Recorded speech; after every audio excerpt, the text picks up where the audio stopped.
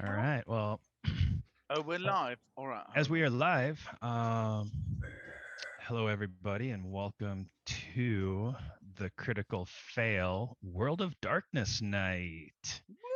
Taking a little Woohoo! break from D&D, Well, um, oh, and getting into the Chicago supernatural The nightlife. darker side of Chicago. Mm, I'm darkest, Batman. darkest city of Chicago. Or Hugh And Hefner. You take your pick. Those fucking demons out of little girls' feet. Feet. no, the soul gets sucked out of the butt. That's how it right. works. Yeah. That's I've Bubba. seen. Who said anything about soul? That's right. I've seen Bubba Hotep. I know how it works. That's right. Except now you have to use a recyclable straw, and it's not the same. It still works, but it's not the same. Ouch. So yeah, we're gonna start out by just doing a little bit of a recap. We were talking a little bit about what happened the last session that we had. It's been a while. It's been about two and a half-ish months. It's been a long time. And so we're just going to go off of notes and memory. Yeah. And anybody who wants to jump in and say this happened, we can do that. Leading up to, putting the last handful of sessions into a cluster, the group went to, it was a neighborhood outside of Garfield Park to visit Alice Jones, who was a young girl who had been suffering from demon possession. And as they were going in, they encountered, or it was actually when they were coming out, I believe, they encountered a group of mages. And these mages said that they had been working with Alice. They knew what her condition was. They had information that they could share with the group to help them on what they were wanting to accomplish, but they needed to meet them somewhere else at a cafe. It was the Rolling Boulder Cafe. As they were leaving to meet them at this cafe, they ended up getting chased by cops, kind of pulled over. Cops had all sorts of issues with their vehicles. What they didn't know is that it was Akono, the party. Thanks for the sub, Wicked Smart Dragon. Eh, Dude, thank you. Yeah. Cool, thank you. appreciates. That's a very smart dragon move. I would Check think your so. mail. You'll be And getting also, absolutely thank you- nothing from us very soon. Thank you for the sub. Dragons tend stupid to but be cunning. pretty fucking smart, really. I'm just saying. So then Thank you, Floyd. everybody they ended up getting away from the cops. They kind of like hid out in a parking lot, talked with some locals. The cops went silent. They ended up going to the Rolling Boulder Cafe. Lima. Sorry. Right. Thank you for the sub. Right. Sorry to keep interrupting. I just wanted to get the thank yous out. No, God All bless right, it. no. Right. Yeah. Sarah Elizabeth 106 just I subscribed. mean, Appreciates. honestly, subs We are so much appreciate more our people. important than what this crazy fucker's saying. I mean, I'm sorry, Marcus. No. We appreciate our people. Except for Zenpala. We don't appreciate her.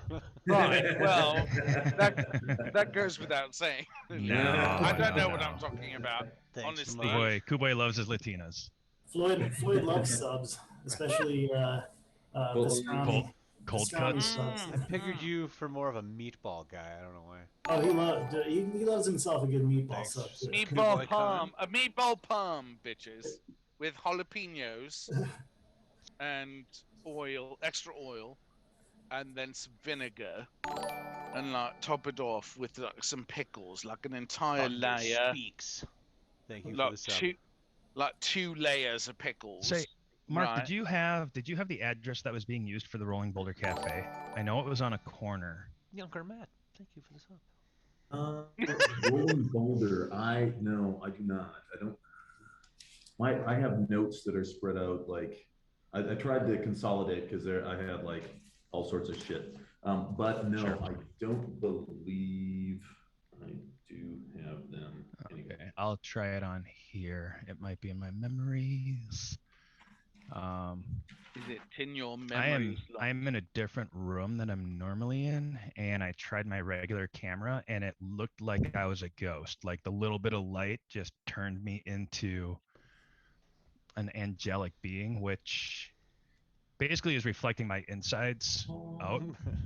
That's all we ever see of you, my friend. Thank you. It comes through in the Zoom meeting every time. Cafe Baba Reba? Baba Reba. Cafe No, Baba no, Reba. no, no. That wasn't it. That doesn't sound familiar. No, it's not. But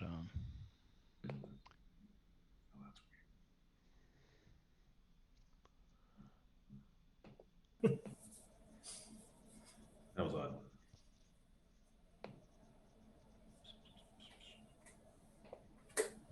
okay. Well, I don't want to take up. Was that it? Was it the Velvet Taco? Yeah, I think it was. I think it was the Velvet Taco.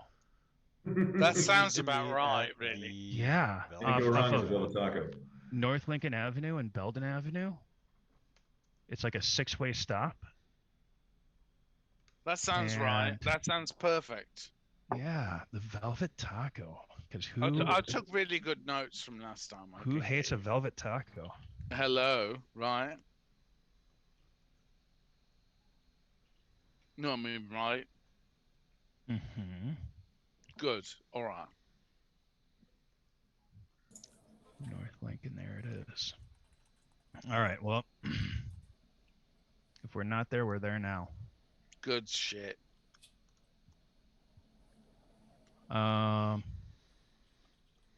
So what ended up happening was you guys were supposed to meet. Okay, it's not the Velvet Taco because the storefront is super nice and this is like, it looks like it's in Lincoln Park. Yeah, it is. It's absolutely in Lincoln Park. So it's not the Velvet Taco. But you know what? Yeah, whatever. We'll work with it. It was on a corner, like a kind of sharp corner. And the group ended up going in there. So Jeb ended up hiding out in an alleyway kind of behind where the cafe was, so that if anybody kind of like snuck out the back, he would have access to them. I believe that you kind of had like some kind of an interaction with some kind of a bum or something like that, some homeless person. I don't know if that was me. I think that might have been Bart. That might have. I threw a temper tantrum because basically nobody was killing the people that I thought needed killing. So I literally started screaming and punching the wall outside the back. Sounds about right. Yeah. No. I can just read from my notes if you'd like. I think John Goodman in Raising Arizona just punching the top of the car. Right. I could. Would you like me to read from my notes? Yeah. Hit it. All right. So our lead guitar, right, was playing too fucking loud. Okay. Thank you. he That had- was a good recap.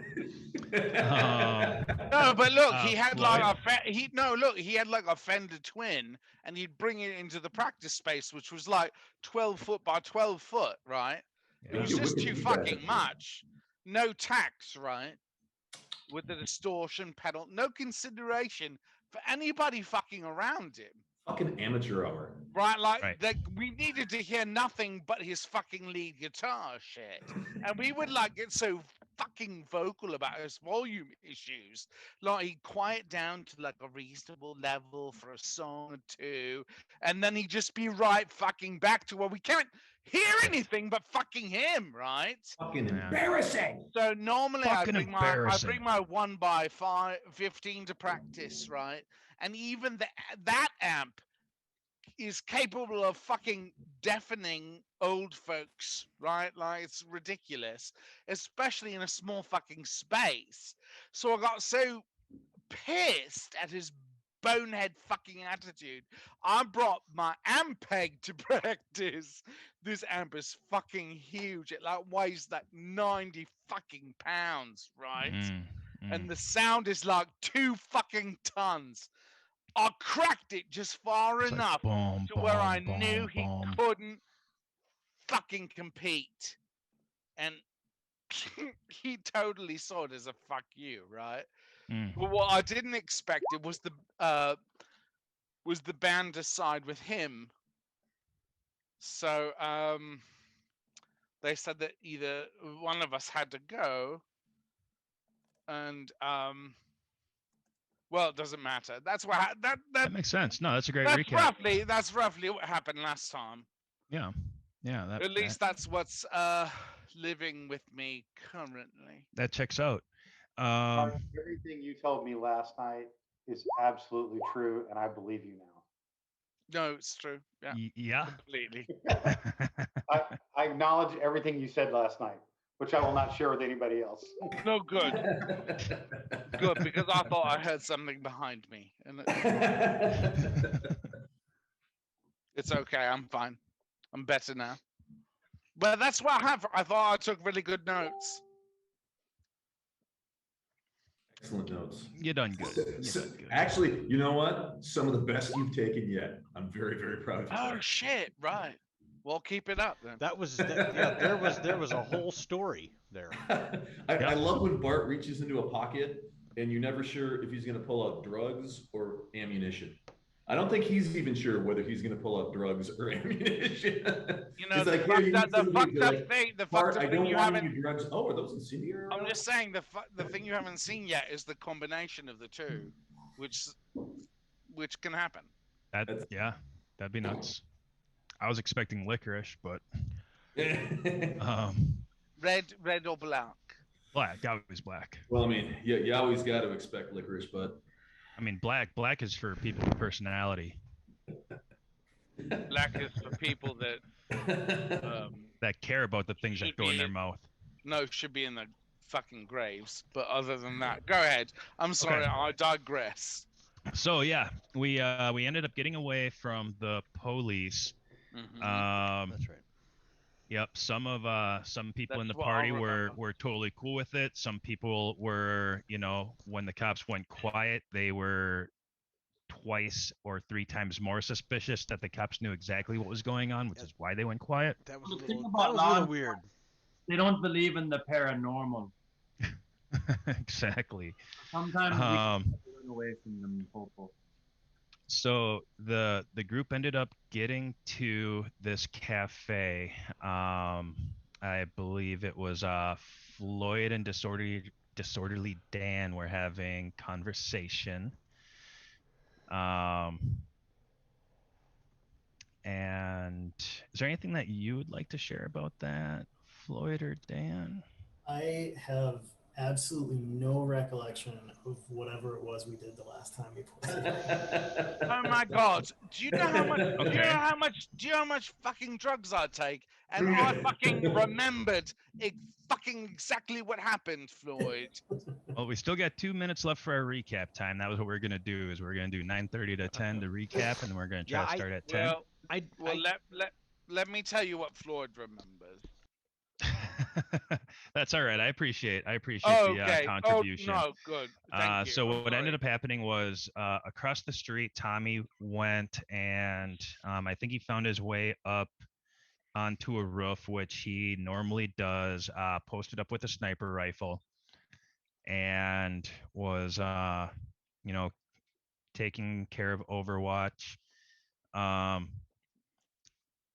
Let's see here. It was a Kono who went into the cafe and ended up getting into a conversation with 2 mages. And these guys seem to be pretty powerful. Like you could feel their level of capability. They were able to handle many threads. Yeah, and at the same time, you were not put off by this whatsoever. You were just kind of like, okay, you wanna, I'm like, play. that's neat. You've memorized a bunch of roads. Yeah. Well, no, I think your attitude was like, you want to play Johnny Big Dick with me? I'll play Jimmy Big Dick with you. You know, like we can keep going back and forth.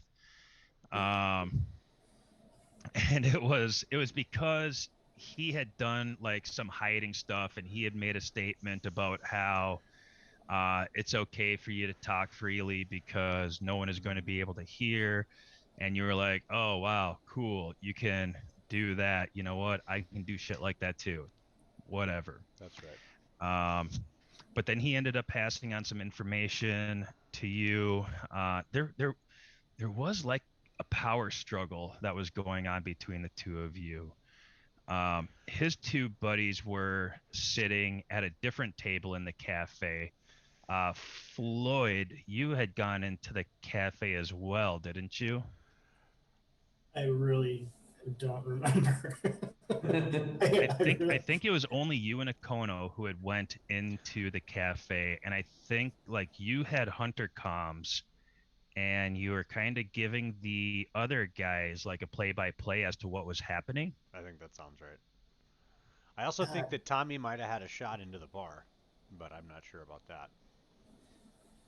He did have eyes into. Because I think that was one of my like leverages, or even if it wasn't true, I think I said that to the guy, like, yeah, well, you know, you've got a you know, something trained on you right now or something like that. Yeah. April 13th is the last time we played. It's been a long time. No wonder I can't remember. I mean, I moved Well, across the country. it depends on the notes you Months take. ago. That was last season. Excuse me, Freud. It depends on the notes you take. Last season of World of Darkness. Just saying. I'm reading back through the stuff all the stuff I wrote back and forth. The conversations. Yeah. Sure. But if you need Floyd to do anything immediately, So what was the conclusion to that conversation? The conversation had. Oh, you know what? No, it's not that. Because I don't remember the information they imparted. You guys were still having that conversation. Oh. What he had basically said is that the supernatural incidences that have been taking place in Chicago have been rising significantly, far more in the last 3 months than it has in like the last 30 years. Okay. Violent crimes have been on the increase, and that there are mages in the city who are working with vampires, and they are putting their powers together in order to do something that, you know, they don't know what their end goal is. They just know that they're mixing their powers, and that can't be good for the rest of us. Yeah. Yep. They are mixing their forces, and this is not good. Correct.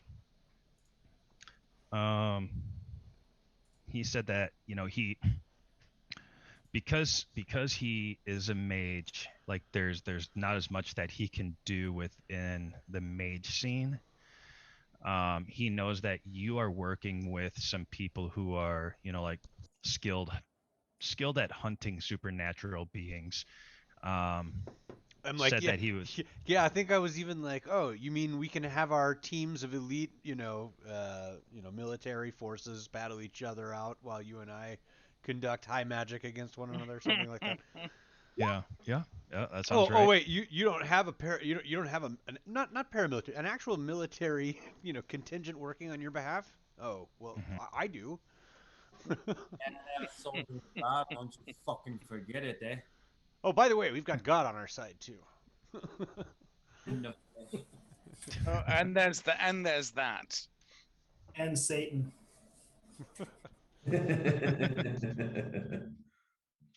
Or Um, in my hometown, which was written on the water tower, which is all hail Saturn. No lie. Obviously, people in Bemidji, Minnesota, did not know how to spell back in my day. I'm just saying. All hail Satin. Saturn. Maybe they just really preferred the feel of satin over cotton. I mean, hey. Or that. I mean, Because I'm not that's gonna very- lie. I do a little bit myself, so very- that I'm just actually gonna makes say- sense. I'm just gonna say that you don't. that's very northern Minnesotan. I think you're right. Really funny. I've got a satin black wrap on my F-250. Bada boom. And there it is.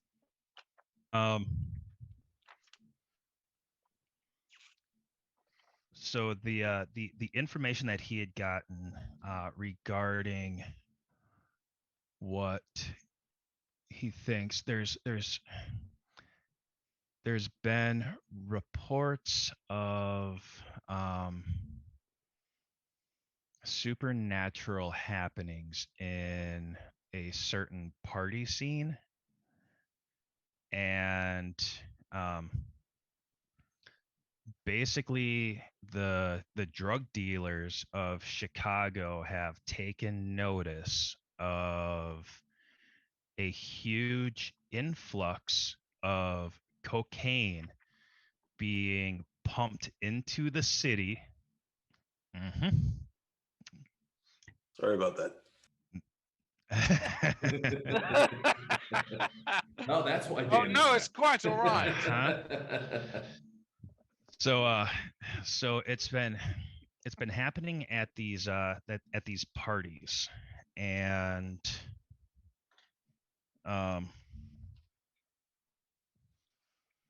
at first, like nobody really cared, nobody really noticed. It was just these parties that got real big, and a lot of people got coked out of their mind. Like a party would start out and there would be like upwards of like 10, 20 keys, and at the end of the night there'd be like nothing left, and people would just party and be fucking ripped out of their gourd. And then people started questioning, like, well, how is this happening? How is this happening all of the time, like, most nights, twice on weekends? And what they had been coming up with are, it's got to be something in the supernatural realm. Like this can't be normal. It's not normal regular human drug dealers. Normal regular human drug dealers don't throw parties like this. They don't put it out there to be consumed at the prices that they're going like at. 10 keys of cocaine in a party. How many people are there? Like 25,000? There's a lot. A lot of people. I mean, there's got to be a lot of people doing blow with that to go through that much cocaine. I mean, otherwise we're talking like a week-long party, maybe. Well, there's either that or been it's- some deaths. Either that or it's just a party with Bart and Dan. Yeah, I mean, I can see Yeah. if those guys were there, but listen, Bart's been with us, I mean, so. honestly, it's rare. It's rare, but if you have like 5 of me, that's possible. Yeah, there's been reports of And no, I did that quantity no being shit. I present. did the math. I did the math. Okay, but Now, not there- that there- much being consumed in an evening. There hasn't been reports, of all of it being consumed, but there have been reports of, like at least like 10 starting out, looked like more, and then like within the next 24 hours it's gone. And then they start over and they do it again.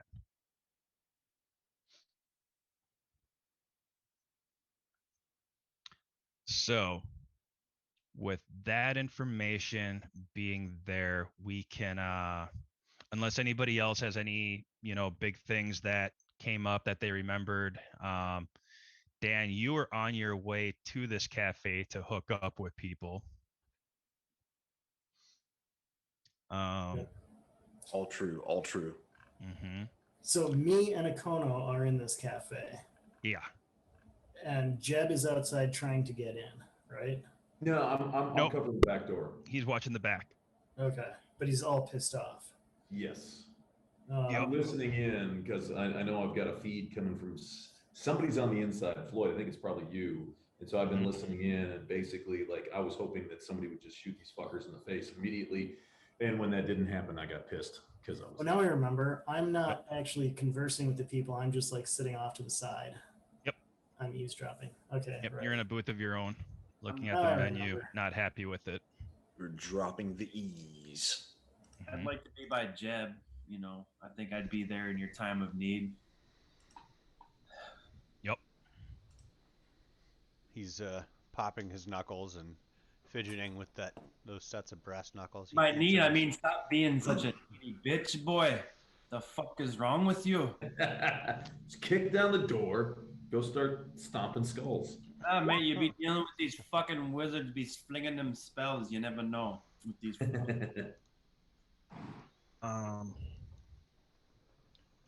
Let me see here.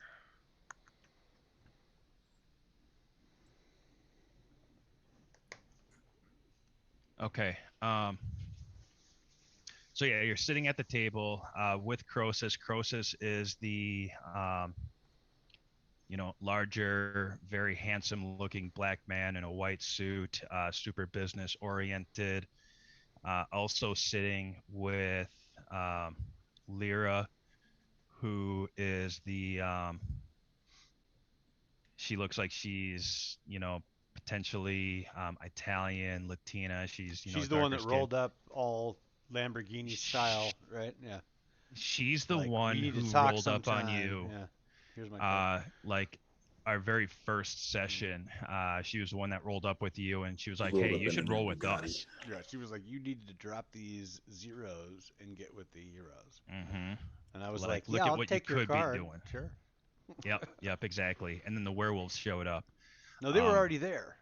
We were conversing with the werewolves when they like made the entrance, and like she, like, all white suit, white Lamborghini, stepped out and like strode over in the middle of our conversation, interrupted, and was just like, you need to get with us and stay away from them.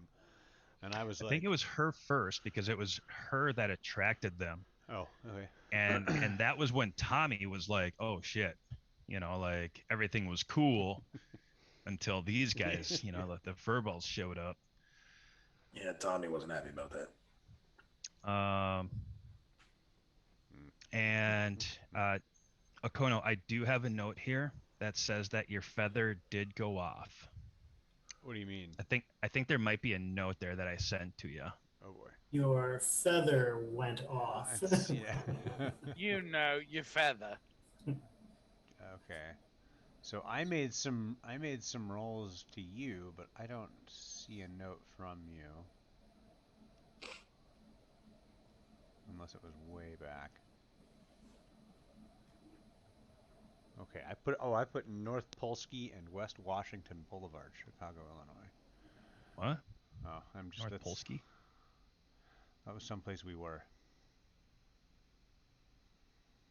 North Polsky. It's just I just typed it in, North Polsky and West Washington Boulevard. I'll plug that into the, and we'll go to the map. See what that is.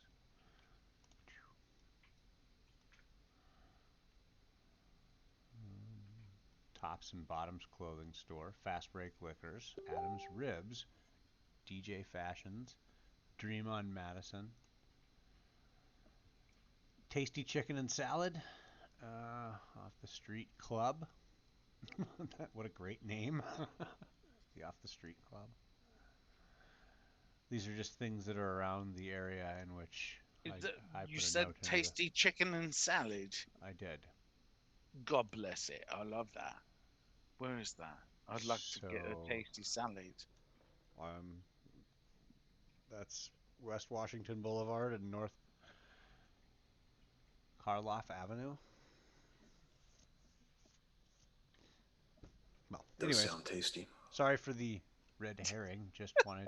No, Just it's all mentioned right. that. I'm Red herring. doing important things. You check to see if there's a Taco Bell nearby for Tommy, please. See if there's a taco place that has like, a red herring taco.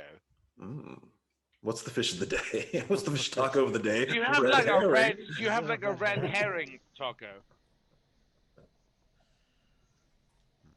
Nothing. Pickled, No, pickled, good. pickled red herring. We're good. We're good.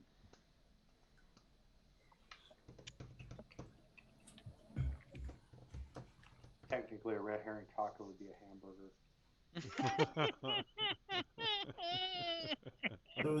Those fish aren't the true items of interest. They're just red herrings. I don't know what you mean. They look delicious. Holy shit. If you eat through enough of them, there's a good taco somewhere in the middle.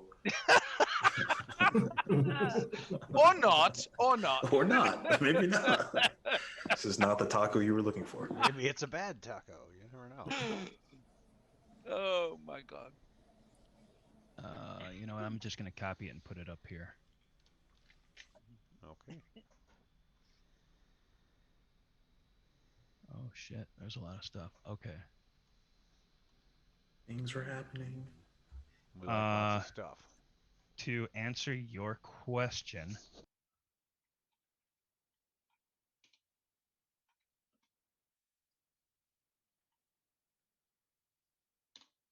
okay, it didn't work.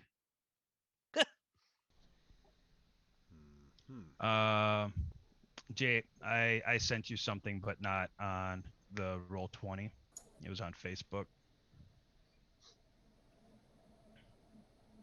I should have sent it on here, but I just didn't because I had that up in front of me.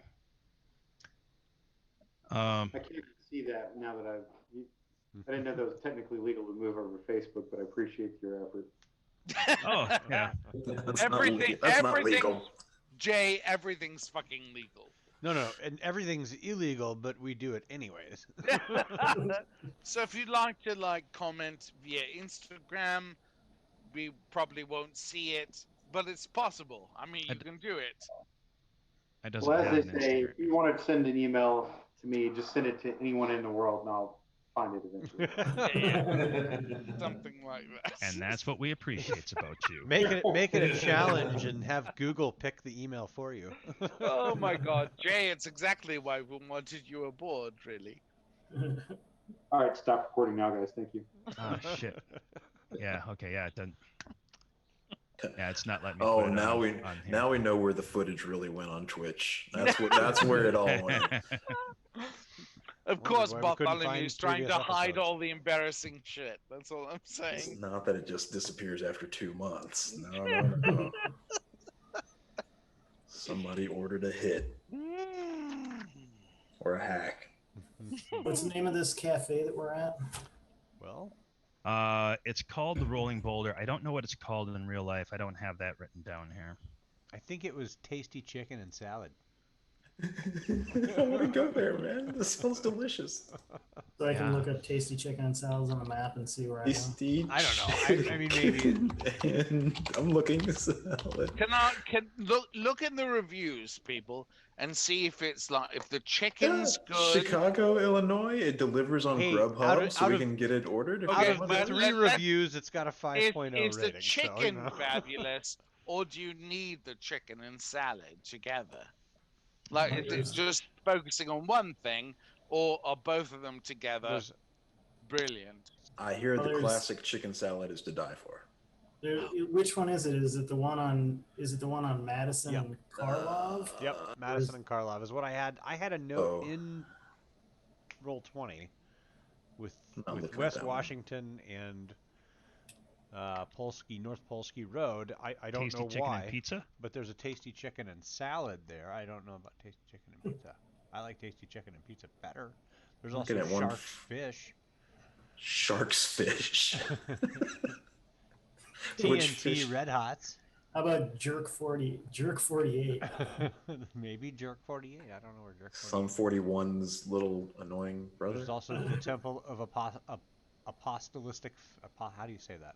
Apostolic. Apothecary? Apostolic? Apotheosis Apostolic chicken. Yeah.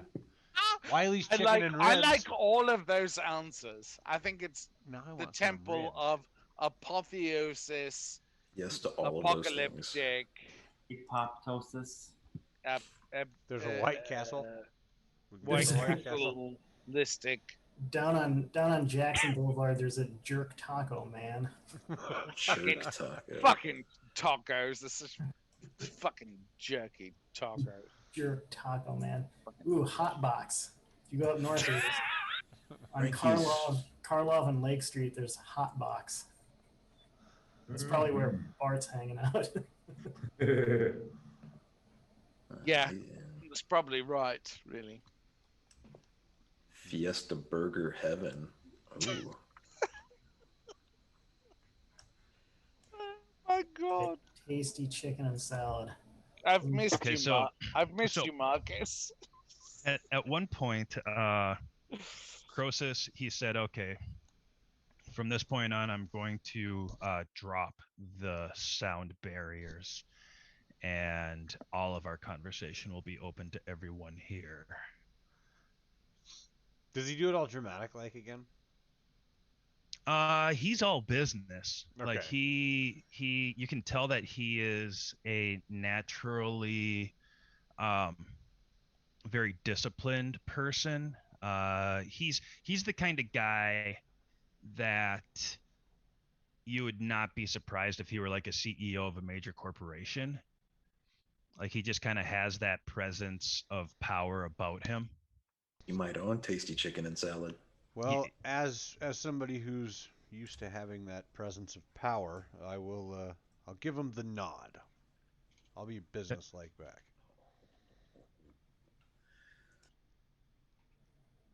The person of power nod. The power Okay. nod, yeah. That's what they call it.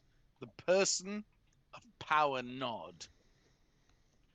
Okay, as that barrier drops, like you can see the weaves just kind of like dissipate into the air, and that is what you sense about that. Okay. Neat. Okay, so this cafe was on a corner where the storefront is like going straight north and south, but then the back of the building cuts off at an angle going to the northeast. And then there's an alleyway that cuts across on the north of this building. So it's kind of like a triangle. So we're not actually in Tasty Chicken and Salad then. It's not. I mean, I wish I had it, listed here, but I don't, and I will do better at notes in the future. But there was an alleyway, and Jeb, you were hiding in an alleyway on the northeast running street, because there's also a back door that's leading out there. And Bartholomew was walking up and down the sidewalk of the back area, and he's just kind of like walking around, just starting up weird random conversations with people, really kind of to your irritation as well. Yeah. Standard part. Yep. It's not weird. I mean, people might think it's random, but like I'm really like sussing out the person that's before me. Right, I'm not just like spewing out some shit. Like I'm really taking it in and being like, "Hey, all right." Like you're wearing something that may have some sort of '90s aesthetic that is so different from where we are now. Right. Jeb, over the comms, Hunter comms, Floyd as well, and Father Albright. You did get comms, correct? No, I think you did. don't have comms.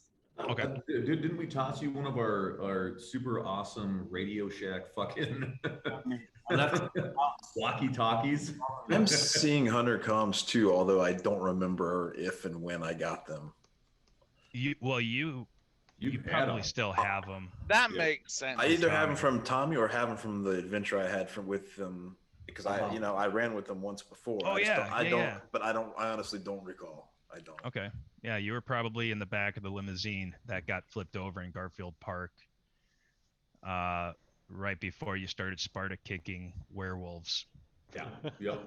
Yeah. To varying Yeah, degrees that of definitely would success. have earned him a Radio Shack special. Was arm barring him at least.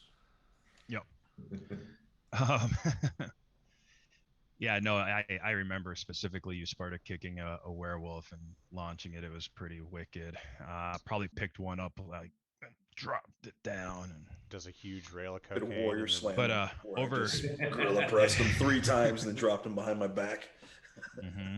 He's got his cart plugged into some sort of machine that keeps it perfectly running.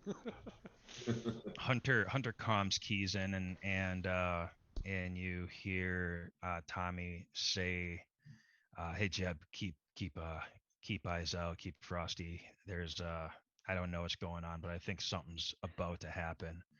I don't think it's from what's going on inside. I think it's something else. All right, just got a feeling. All right, I'm going to do a quick 360 assessment of the back area where I'm at. Does anything look, are my spidey senses tingling? Am I thinking, oh fuck?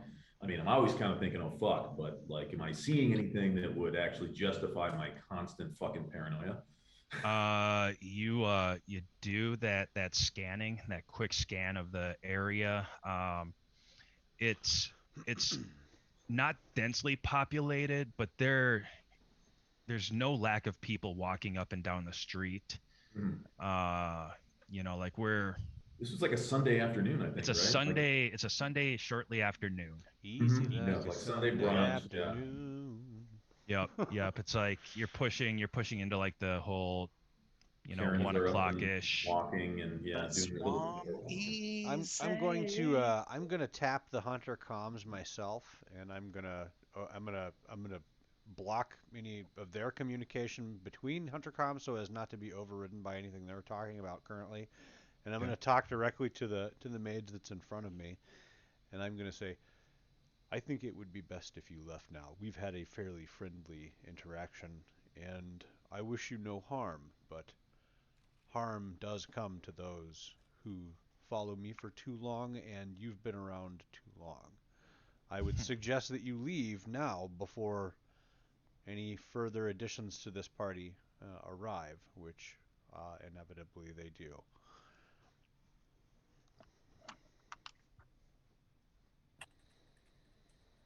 So you're suggesting that I leave for my benefit? I mean, I can try to leave myself too. If you don't mind, I'll try to hurry and we'll see if we can get out of here before engagement. But I sense you're feeling something is about to happen. yeah, there's definitely someone's put a tether on me and is tracking me. You sense him weaving something, and it's not anything aggressive or offensive towards you. It's much more of a perceptive assessment. And he says, "You're right." He goes, I can see into where you're going slightly, and there is something that is following you. So, as I said, I wish you no harm. Go with the Great Spirit. But unless you intend on accompanying me into battle, you should probably get moving, or I should, or both. I don't have any issues being in a fight, and I'd never seek one out.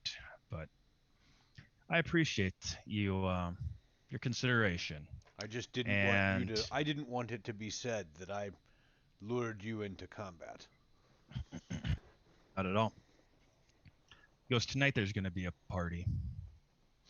And it's going to be one of these lot parties where there will be a substantial amount of the product that I've been talking about. He grabs a napkin and he writes down an address and he slides it over to you. I'll pick up the napkin. He goes, with that, check it out, do what you will. And he pulls out his wallet, pulls out a $50 bill, puts it on the table, and he also pulls out a business card of his own, and he was like, here, if you need to get a hold of me, if there's anything that I can do for you, answer for you, just let me know. And I'll glance at the card, read it, and then put it into my pouch as well. Okay. And he gets up and walks out. Jeb, you do the scan. You do see some people that look suspect. You're not sure if they're actually suspect or if it's just what you're looking for. There is one guy who looks like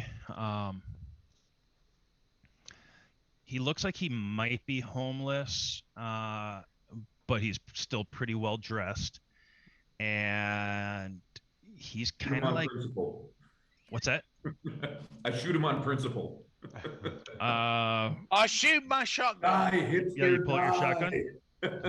Who shoots he's- that shot? Who shoots He's that? just kind of looking at you. He's kind of got like some dark, straggly hair. He's got like like a tan corduroy jacket with some jeans. Dirty shirt. Yeah, I'm outside, but I yelled to Bart. I'm like, hey Bart, get over here, bud. I need to show you something. Like, I'm not trying to I'm like, hey Bart, come here, buddy. Hey, I gotta show you. And then when he gets close enough that I don't have to yell, I let him know. I say, hey, I just heard from Tommy, shit's about to hit the fan. Now the comm's gone dead. We need to get ready to breach and clear and get our boys out of there. So I'm like, I'm all ready to fucking go in, guns blazing. So basically, what happens is he goes, I hear, buddy,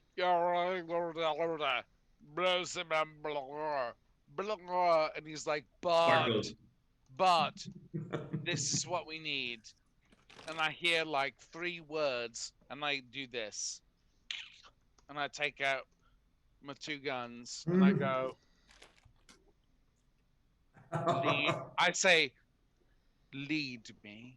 Mhm. You pull out your pistols. Yeah. Okay. And I say, lead me. Appropriate. This is still pretty much in the alley. Yep. And because you said, or Akono said that he basically so the last thing I heard on the Hunter comms was Tommy was saying, hey, stay frosty. Their shit might be going down. And all of a sudden now it's static. And so I was like, hello, check. Anybody hear me? And like, take out the earpiece. Like, what the fuck? Like, check. Anyone? I'm like, all right, fuck. Shit's about to go down. Let's fucking get this. Father Albright, you're right there as well. I'm in a car that wasn't occupied and in the driver's seat with the engine running. Okay. And my 45 loaded. So I'm just on deck waiting for the crew to come out. Because I saw Jeff. I don't have Hunter comms, but I can read body language. He just was tapping his head, looking around like a weirdo. Just so I get it set, Akono's gonna, as soon as those guys leave, he's gonna hop up and start heading back to where he knows his people are and get ready. You hear me? The car start. He's gonna start going into his soft, rhythmic, sounds like a compilation of maybe Cherokee and Latin. Okay. Schlatten? Chatting? Schlatten. Chatting. Yeah. Chikira Latin. Yeah. Chikira 10. Chikiratin. Chiclatin. I like Latin. Cherokee. Latiki. Latiki, yeah, Latiki. Vagina. Okay. It's a tough one. So So make a both Bart and Jeb make a perception roll. I can do that.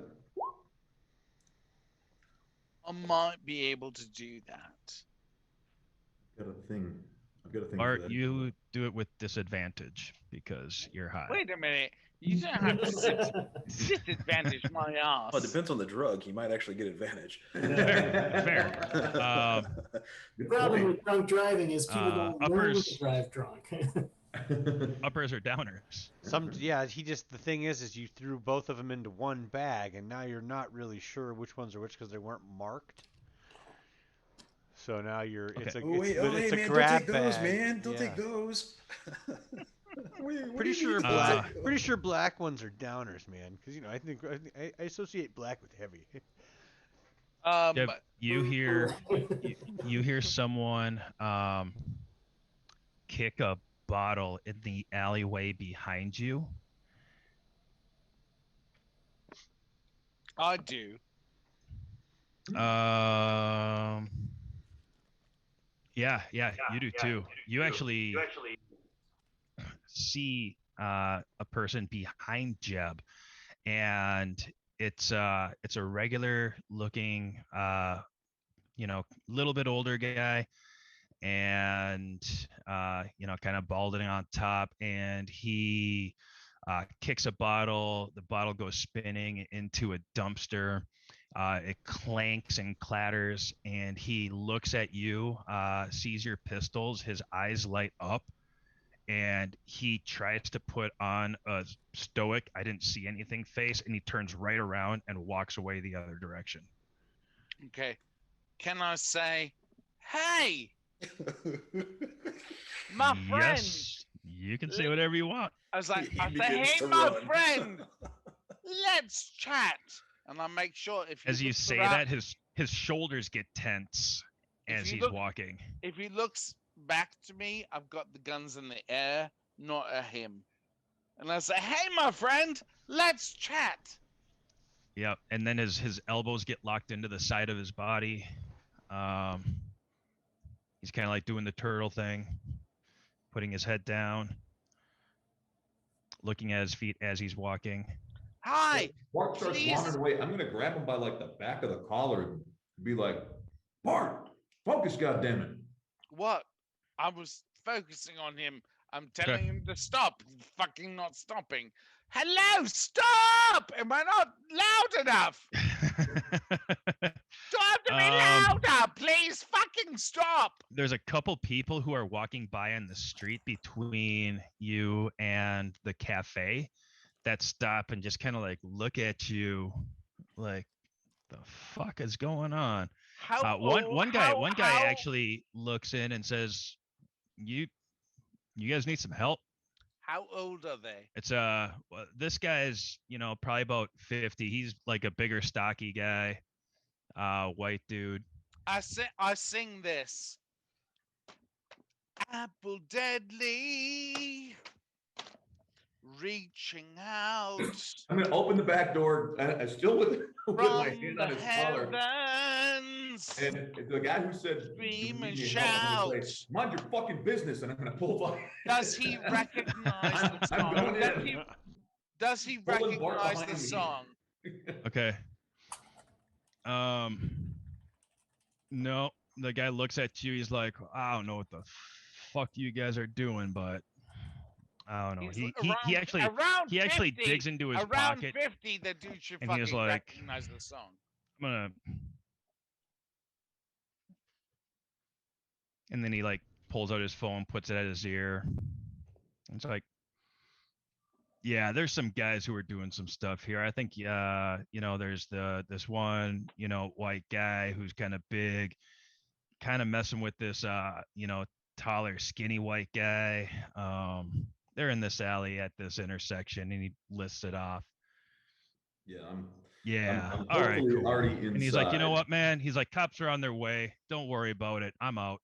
No, good. That's And the fucking guy awesome. walks away.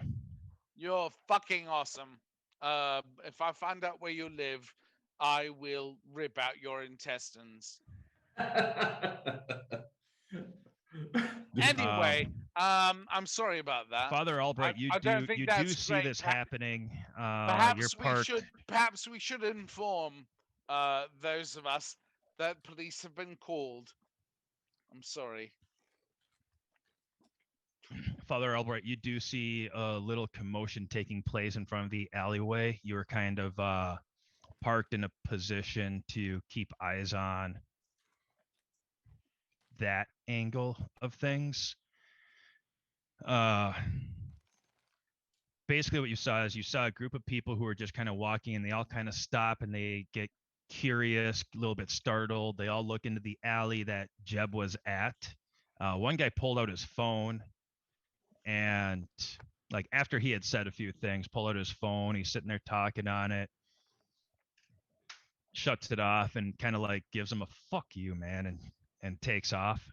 Walks pretty much right by you. Is about to walk right by you. Look at him. Yeah, he just walks. He looks like, self-righteous, pretentious, like, whatever. That guy said, "Fuck you." I fucked him worse. Is there a radio in the car? Like the hunter comp in this car? Yeah, you got a phone. You got a phone that you can tap into that. Okay, I'll do that. So no, I mean to listen. The hunter comms. Is there hunter comms car that I'm in or no? Yeah. So Yeah, you got a super sweet phone that you can just kind of like turn it on, hit a certain channel. It's like one of those old-fashioned walkie-talkie phones. The Nextel phone. Oh yeah, fancy. So yeah, you've got access to what's been happening to those comms. I'm just listening, hanging tight, waiting Okay. for shit to come out. Jeb, you do have, whatever spidey sense you've got, like it is kind of going off. All right. Yeah. Well, I'm getting in the back door of the cafe. Why am I thinking we're at a bowling alley? I don't know why. But whatever the fucking cafe. Yeah. For some reason in my mind, we're at a bowling alley. No, I go in the back door of the cafe and pulling Bart by his collar. Okay, so to go into the cafe, it is across the street. You're in an alleyway across the street. Okay. Which gave you the best eye view. Okay. Of like the whole back of the building. All right. Yeah, I'm. Although I don't think that as soon as I heard him saying, because basically when I heard comms were out, or when I heard shit was going down, and then comms went out, I would have gone to the back door, and that's when I was like, as I'm going over there, I'm like, "Hey, Bart, come over here." So I was hopefully right next to the back door. As soon as Bart got there, then the guy's like, "Hey, you guys need help?" And I'm like, "Mind your fucking business." Grab Bart, and Bart's like, "Hey, the second I hear Jeb, I go that way. Jeb so far has ensured that I continue living. Okay. So Jeb. So if I hear Jeb's walking Jeb, saying something, you did this. I go towards life. You were in the alley as you were doing this. You were doing the Team America, get me out of here sign. America. And yeah. you guys cross the street. As you guys are crossing the street, you get towards the backside of this cafe. Hunter comms keys in, and you hear fast from Tommy, "Jeb, down now." I hear what? Kill. Jeb, down now. Oh, Jeb, down now. You're like kill. All right. Jeb, kill. I killed Bartholomew. Pretty much the same thing. All right. Yeah. So if I hear him saying "get down," yeah. I mean, I'm gonna, I guess, get down, like crouch, roadie run, like. Be ducking, trying to find some cover. Duck and cover. I have three successes to my perception. So the second he hits the fucking ground, I do as well. Okay. Make a. Gosh, what would be a good roll for? Okay, make a. Sexy. Something sexy. Make a wits. Mm-hmm. Let's see. You've got like some kind of soldiering skill, right? something sexy. Yeah, wits, yeah. Add that to it as well. All right. Yes, I got wits, professional soldier. and Well, I've got profession soldier. I got 1 dot in that, and then 2 dots in task force Valkyrie. I don't know if that's. Do the profession soldier. Gotcha. look. So wits and Look soldier. at me. What do I get to use for something? Do I deal with like something I've got like firearms or survival? Father Albright, you hear this as well. Everybody on Hunter Comms hears it. Something survival-y? Yeah. Yeah. No. Yeah, and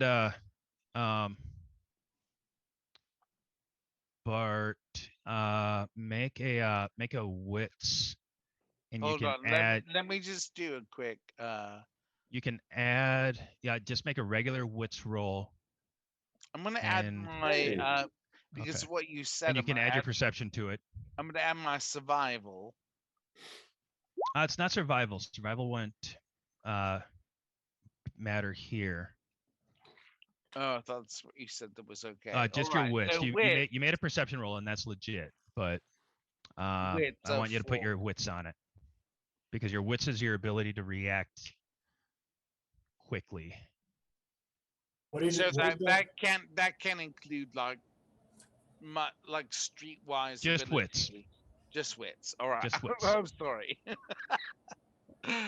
All right. I tried.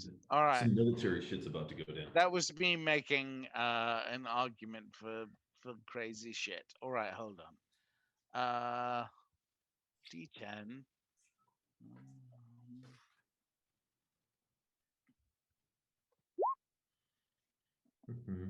what did we hear on Hunter Comms? Shit. Jeb down now. Okay. Okay, so Oh, now brown cow? you get low. You basically make yourself half the height that you were, crouch down, and start moving.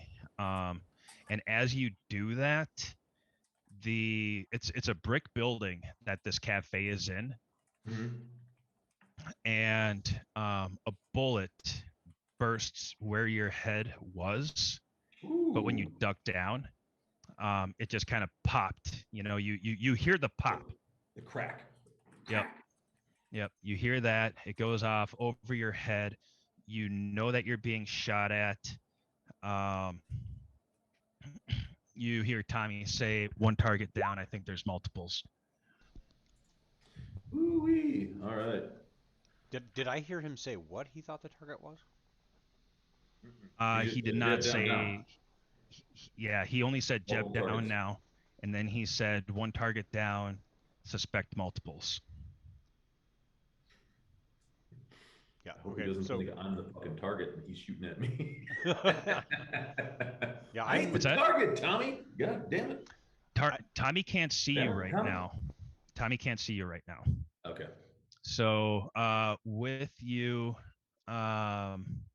making that roll that you did, you can put it together that Tommy has eyes on someone who has eyes on you. Okay.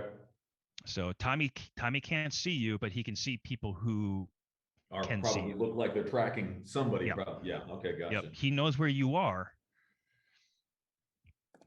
So he put that together.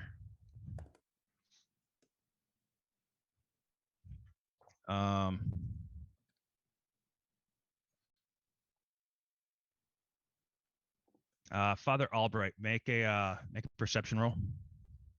Okay. Bartholomew, you as well. Okay. And Disorderly Dan.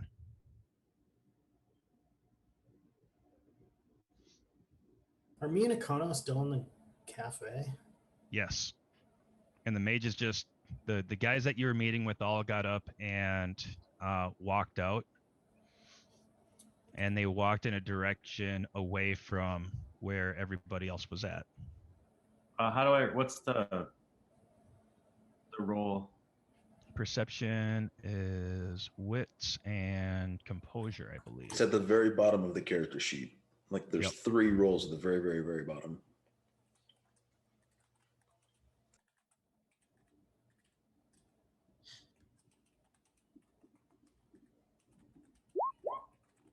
Okay, I rolled.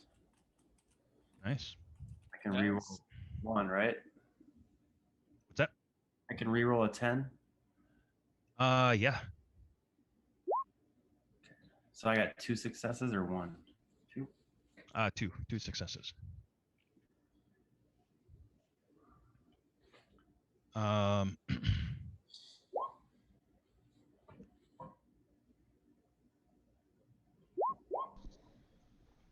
Well, Akono's gonna start leaving if he's still inside the building. He's gonna go. Okay.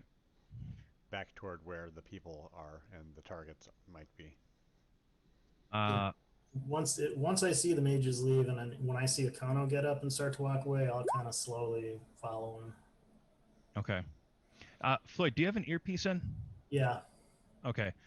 Have I been hearing anything or trying? Yeah, to... you've been hearing everything that's happened. Tommy says, one shooter on the roof. I saw a second one duck down. Believe that there are ground forces inbound. Yeah, and I call out, and I'm He said. assuming He also says military, not supernatural, from what I can tell. Oh shit! I don't know if I heard any of that because I'm not sure if Okono's thing is still under effect. So when Floyd was like talking, like, "Hey, is this thing working? Can anybody hear me?" So I was just like, "Fire from the cafe, pull bogeys, pull pineapple." Yeah, so I'm just like, get the fuck out. And what? Yeah. Hopefully he can get the gist with the fucking pineapple that we're getting the fuck out of here. Yeah, Floyd looks at the menu and he orders the special pineapple chicken. So wait, Father Albright, you see in your side rear mirror, you see one guy walking up that has like a long jacket on, very similar to what Jeb normally wears. And you can see he has a rifle in his hands, and he is kind of like stocking up on Jeb. So this is what I'm going to do at the same time. So I had my revolver. So I'm going to, with my offhand, I'm going to turn the radio on and point my handgun at Buddy and say, "Hey, Buddy, what you doing here?" The guy with the rifle. Yeah, but Okay, he's probably about 25 feet behind you, and he's going to be walking up past you towards Jeb. There's still people walking. It seems like the people who are on the streets have not been made aware of what's been going on yet. When he walks by my car, one of the car windows, the windows are rolled down, all of them. Okay. You know, so I could hear sounds and shit. Yep. I say, "Hey, Buddy, who the fuck are you?" He turns and lifts his weapon up right towards you like this. Okay, I'm still pointing my pistol at him. It says, "Answer the question, Buddy. Who the fuck are you?" Oh no! Ask questions later. Second here. Father Albright is the least priestly priest I've ever encountered. We ain't dealing with demons now, are we, son? And that's why He's like one of those doctors. It's not really a doctor. That's They just right, give him that's the right. title, right? He's a priest. So this rifle is pretty small, and as you yell that, as you're pointing, he does pull up and he takes a shot at you. Pew pew. Hits you in the upper chest. I fire back. Roll your shot. What's remind me what the roll? Dexterity and firearms. Mhm. And then take 2 off of that. I got 8d10 on that shit. I'm gonna shoot this 8 bitch. D10. Okay. So roll 6 then. I'm aiming for his throat. Okay. Pew pew. That's shoot him in his fucking throat. That's Right now, you've got a hole in your chest, Ouchie. and you're just kind of thinking, you know what? I just need to shoot this guy. yeah. Three. I got two nines. 2 nines and an 8. 3 successes. 3 successes. With a 45. ACP. Hollow point. Spread open his fucking neck, please. And then Let me look at that. What's the damage on that? I don't know. Sorry. Significant. Yes, sir. I'm gonna look for that real quick. I think I've got that. I was just looking all of this stuff up. It should Just a little be bit it should ago. be lethal damage, right? Is it just Yep, lethal damage. just 1 point? It for is, yep. missiles? Heavy pistol is strength 3. Okay. So your the 45 pops off. You take 1 point of bashing damage simply for firing a pistol non-suppressed inside of a vehicle. I agree with that. That would hurt. Well, hold Yep. on. Strength is the minimum strength required to use the weapon effectively. So that's not quite the. Oh yeah, Strength of ear. that's stupid. I don't play with that rule. If it's it's like a revolver. Is it just like a? It's It's the damage. Damage is also 3. Heavy pistol is 3. Gotcha. Yeah. Colt single action army or 44 Magnum would be or a 357 Magnum would also be a 3. 44 has a 9 again as well. Oh, the rounds that I used were 45 ACP. I found them in the book. Gotcha. Yeah, I'm looking at the good old the weapons guide.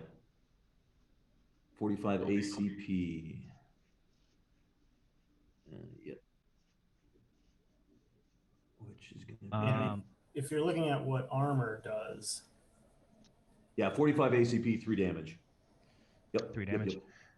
Okay. Father Albright, you actually take it's 5 points of lethal damage. Gee, many Christmas. Let's see. That's big ouchies. And let's see here. This is not a good sign. How do I know how many hit points I even have? I can't find it on my character sheet. It is your stamina plus 5. All right.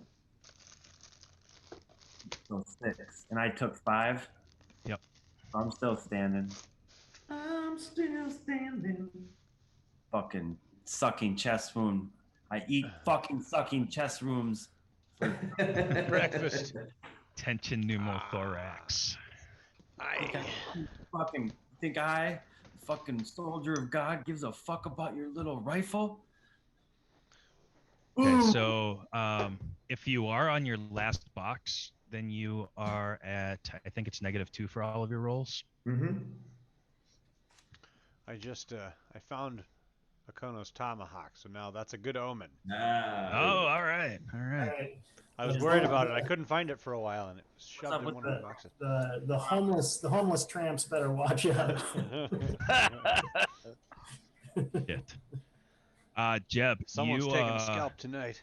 Woohoo! not too far away from you, you and Bartholomew hear the distinctive sound of a suppressed rifle going off, but it's not like a regular suppressor. It's a lot more quiet, so you know that it's something that very professional, something that like you would use. Like a Bartholomew, you would know this washers. too, and it was followed by a loud bang. That was obviously a pistol going off inside a car. You know who shot that round? Tip, tip, tip, tip, tip. Bam! Dan, you are pulling up, and you actually see this this shooting happening. You recognize Jeb. You see that he's kind of like taking cover. You did see the shot go off. Like a couple of shots, like kind of dusting, creating these dust puffs off of this brick wall. You saw a guy walk up, and then like lift his rifle up towards a car, take a shot, and then you see him get flung backwards towards the wall, hit the wall, rifle kind of like falling out of his hand. At that time, you see another guy who's across the street, doing like the kind of soldier fast walk with his rifle up, and he is going towards this car.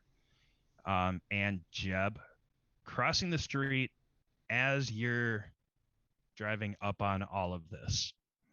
So Yeah, if I can, I would definitely like to take a shot at this guy. That's because I mean, I know that I know right where, Father Albright was. So I know that something just happened. Obviously, there was just gunfire exchange between Father Albright. Father Albright's car is between you and where this person is coming up. So this person's crossing the street towards the cafe where you guys are at. Nah, he ain't gonna make it across the street. All right, I will. I'm gonna draw and fire. You don't have eyes on this guy yet. Oh, I don't have eyes. Yeah. Remember, I had the radio going too, so the comms would have heard the gunshot.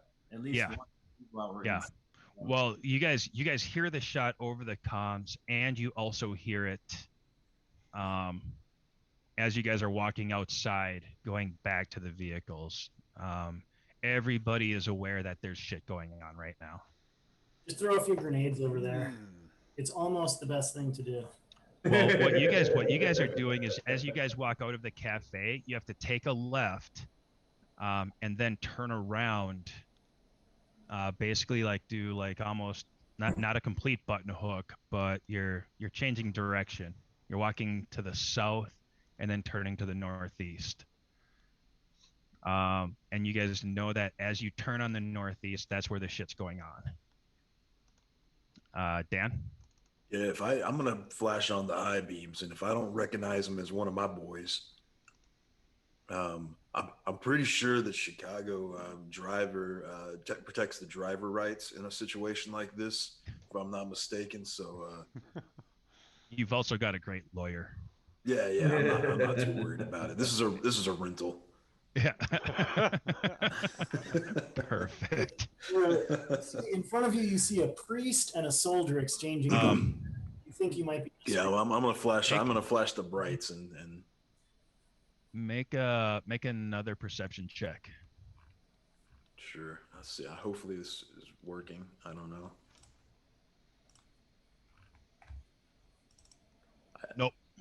Nope. You know that this guy ain't. It looks like it could be a guy that would run with Jeb and Dan, the guys that you got your ass whooped in Garfield Park with. Had one of the best fights of your life in Garfield Park with, but not them. Well, either way, you know what? I don't like jaywalkers. So I'm gonna run him over. I'm gonna hit I got the extra floodlights on top. I'm gonna pop, like I said, I'm gonna pop brights and just hammer down.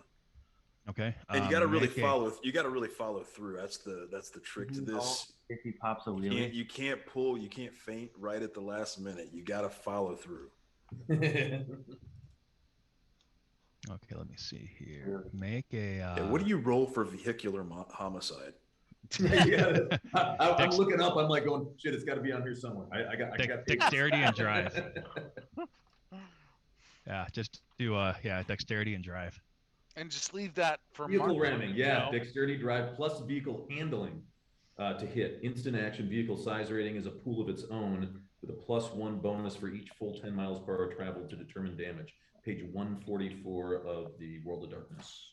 Holy shit.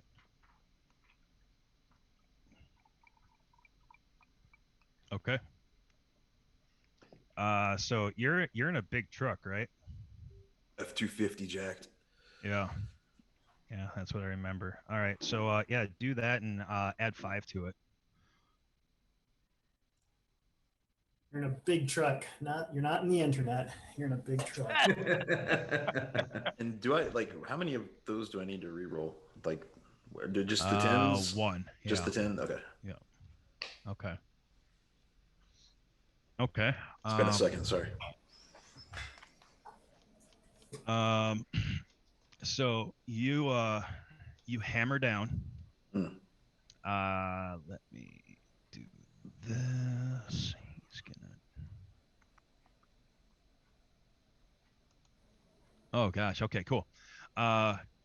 He's doing the like the soldier scamper thing, and at the last minute he hears and he turns and he pulls his rifle up, gets one shot off.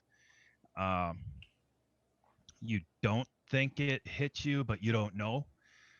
Right before you freaking smash into him and send him flying down the street, he gets launched off of your truck, probably about 10 feet, hits the pavement, starts sliding. Um, and you're following through on this. Oh yeah, you always follow through. Okay, I heard you say that. I just wanted to confirm. You follow through. Tires. Your front left tire hits something, and you do a little bump, and you hear something hit on the underside of the vehicle. The vehicle keeps moving forward. You are now next to the car and pulling up on Jeb. I'm not supposed to be killing regular people, by the way. Hey, they started this shit. They- And we have, without a full like genetic DNA test, we just have to assume that they're all fucking Heonies. I was just trying to drive down the road. Right. Dan's like, I'm sorry. I thought I had the right of way. I was trying to shoot the fucker, so Yeah, and you did get shot by that guy. Mm-hmm. So technically it's self-defense at this point. Well, if I see Jeb, hey Jeb, that is true. hey brother. So do I see the guy that Tommy just, or not, Yeah. Dan just fucking Yeah, you flattered? do see that. You actually you hear the sound of a large engine accelerating, like basically going down into the highest power band. Nice. You hear something hitting the truck, something metal, something fleshy hit the truck. You see the body sliding, and then this really big ass truck just kind of like hit him and then stop. Nice. Kind of like screeches on the brake. Then the windows go down, and that's what you hear. You hear a familiar, deep, bassy, charismatic voice yelling, "Hey, Jeb, buddy!" Did I know he was here before this? No, you don't. But He just randomly pulls up. We're like, fucking Dan? Awesome. I'm gonna have stepping out, and I'm gonna fucking scoot over to the body, weapon on the body, and I'm gonna go check for vitals. Okay. You make a medicine check, intelligence and medicine. Ooh, my two strongest skills. Can I intimidate the body into trying to tell me what's wrong with it? Let's see. Tell me okay, what's so I wrong. got I'm gonna make it worse. How bad's the truck? Dan's gonna pop out and take a look at it. Asshole, ding my truck. Truck's got a little bit of front end damage, a little bit of grill A damage. little bit of body damage, huh? Yeah, I basically just want. Oh my god! I'm gonna grab a glass of wine again. What'd you roll? I rolled 2 dice and got 2 successes. Oh, nice. I pull up my stethoscope and my thermometer. He appears to have a fracture No, you as well as a slight sprain in the humerus.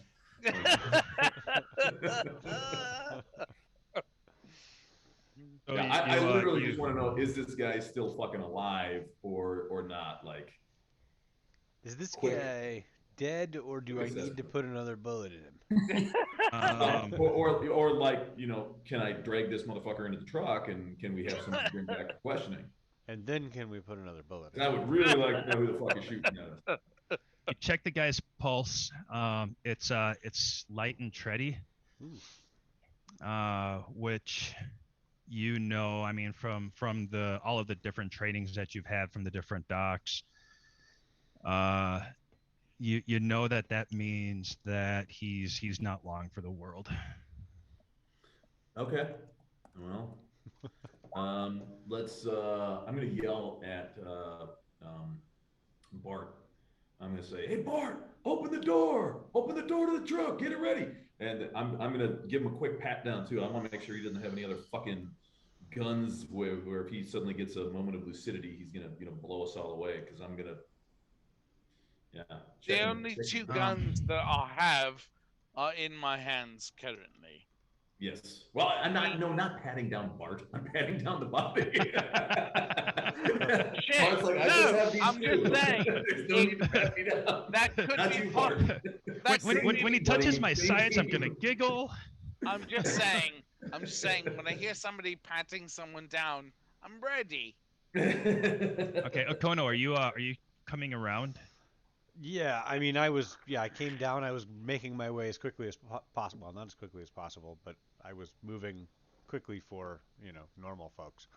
It sounds Okay, like so you would move down. I'm just assuming that as you turn around that corner, like that's a dangerous corner to turn around, so you're a little bit cautious, but you do see everything that just happened. I saw the guy. I saw him put the round Right. into the fodder. Right when you alright? turn around, you see a guy spin around with the rifle and get smacked by this truck, Okay. and then run over by this truck. And then Jeb run over and start to pat the guy down. Bartholomew is like walking over, wondering why people aren't panting him down. Well, as Jeb runs past me, I go, okay. All right. Well, And then he runs past me, and I go, oh, good. That's probably good. Floyd, That's probably for the best, really. you turn the corner shortly after Okono. You do see Dan's truck. You were the one you were on the regular communications with Dan.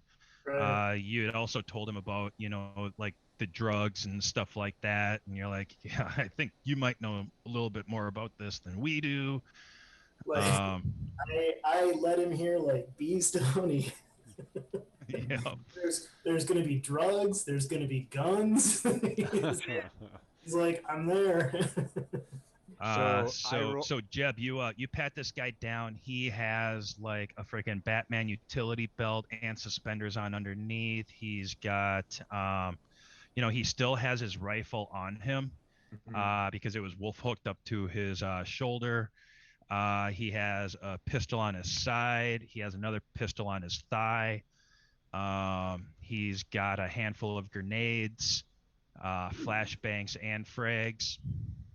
Quick as I can, I'm going to grab all of the lethal and non-lethal ordnance I can find, and I mean, hell. You don't have a lot of pocket space because you're equipped very similar.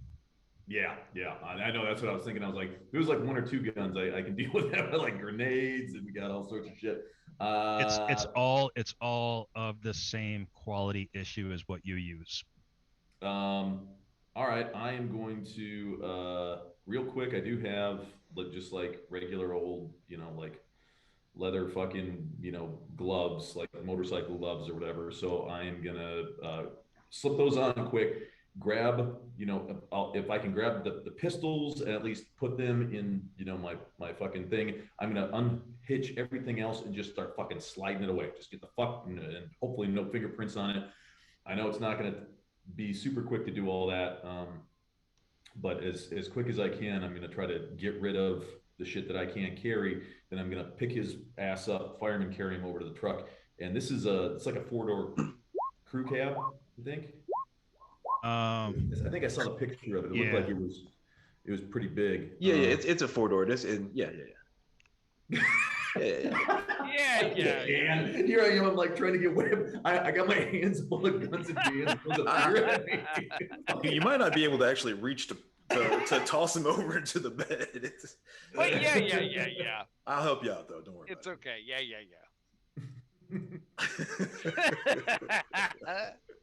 Probably like beer hits me in the side of the head, like, what the fuck? Oh yeah, I don't even check to see if he's ready for it. I just totally toss it over. I'm just saying, Dungeon Master like Mark, Lord of Darkness, Marcus. Yep. That's the ability I have, which is just knowing. You know things. I know. I drink and I know things. I just know things.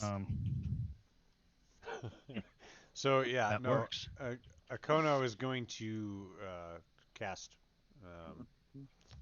burst of speed, which I had 3 successes. That'll double my doubles my speed for each success. Okay.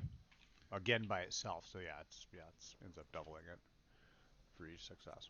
So, anyways, I'm just gonna move really fast, and I'm gonna move right over to Father Albright. Yeah, I was just about to yell at Bart after he opens the door to the truck. Go check on the Padre. Yeah, I'm good. He's like, I'm good. Blood just. Yeah, I just need to get this bandaged up. The fucker shot me right through the fucking here. I would like to start as quickly as possible bandage him up. I actually have medicine skill. Oh, thank you. Okay. And I have a medicine skill too, so I can aid. Can we like fucking combine or what is it? Wits, intelligence, or resolve? It's intelligence and medicine. Okay. So. Oh shit! Hey Mark. Yeah.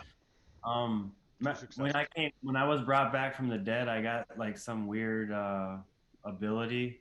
Oh no, you got a derangement. Yeah, so you have to roll on it. So it's narcissism. Whenever I succeed at a goal, so my goal was to shoot and kill, right? Yeah. That happened. It goes to my head and it might go to my head and pump up his overweening ego. So I have to roll a resolve plus composure to avoid a bout of vanity. Okay. What would I? So I have to roll. So resolve plus composure, and then yeah. However many dice that is, you just roll that many 10-sided dice and hope for a success. Any minuses? No. Because I'm almost dead. You sure? Right. No, it's okay. No, that's all right. Are you sure you're a priest?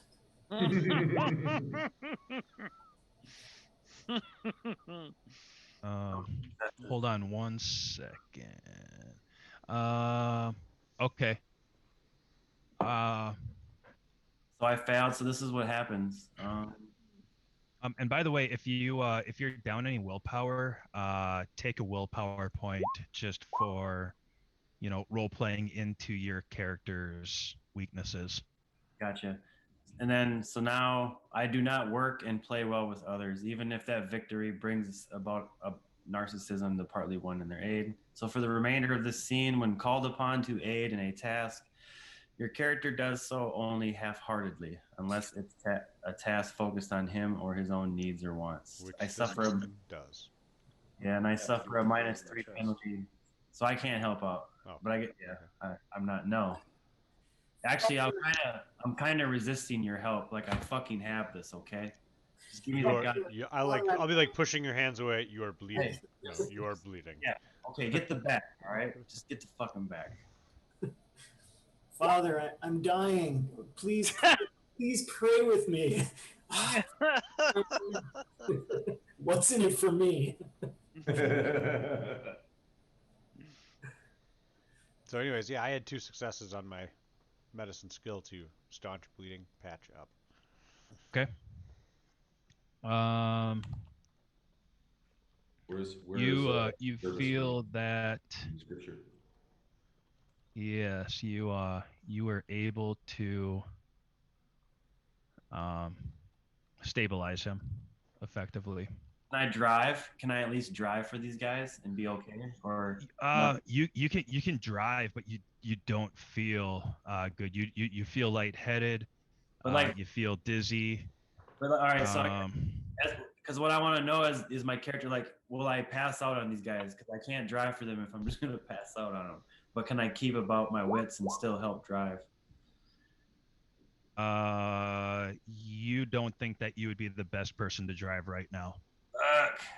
You know, like Oh no, hey, like as you're driving, you actually look at your hands, and they're probably like 3 to 4 shades more pale than they normally are. that's what happens. I've been sucked dry before by a demon, a vampire demon at that. That's why I got into this business. It's a long story. We'll talk about it sometime.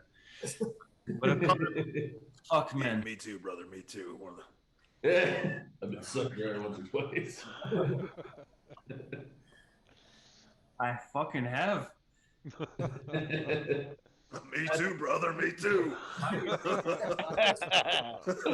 By a demon? Doing the work. By a demon? It ain't bad. But a demon vampire at that.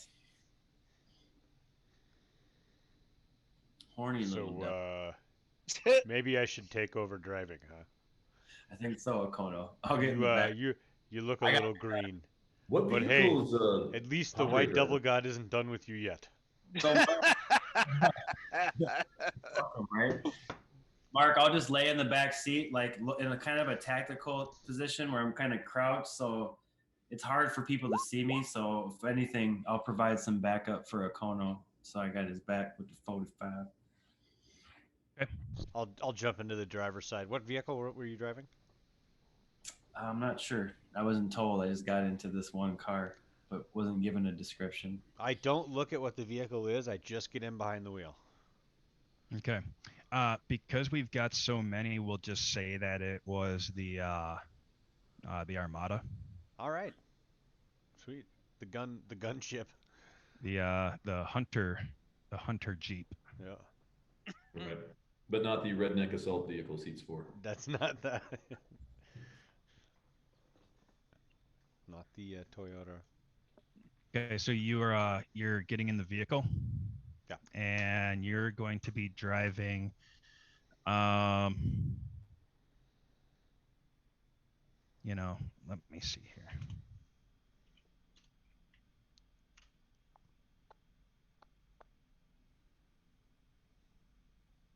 Oh, that's weird.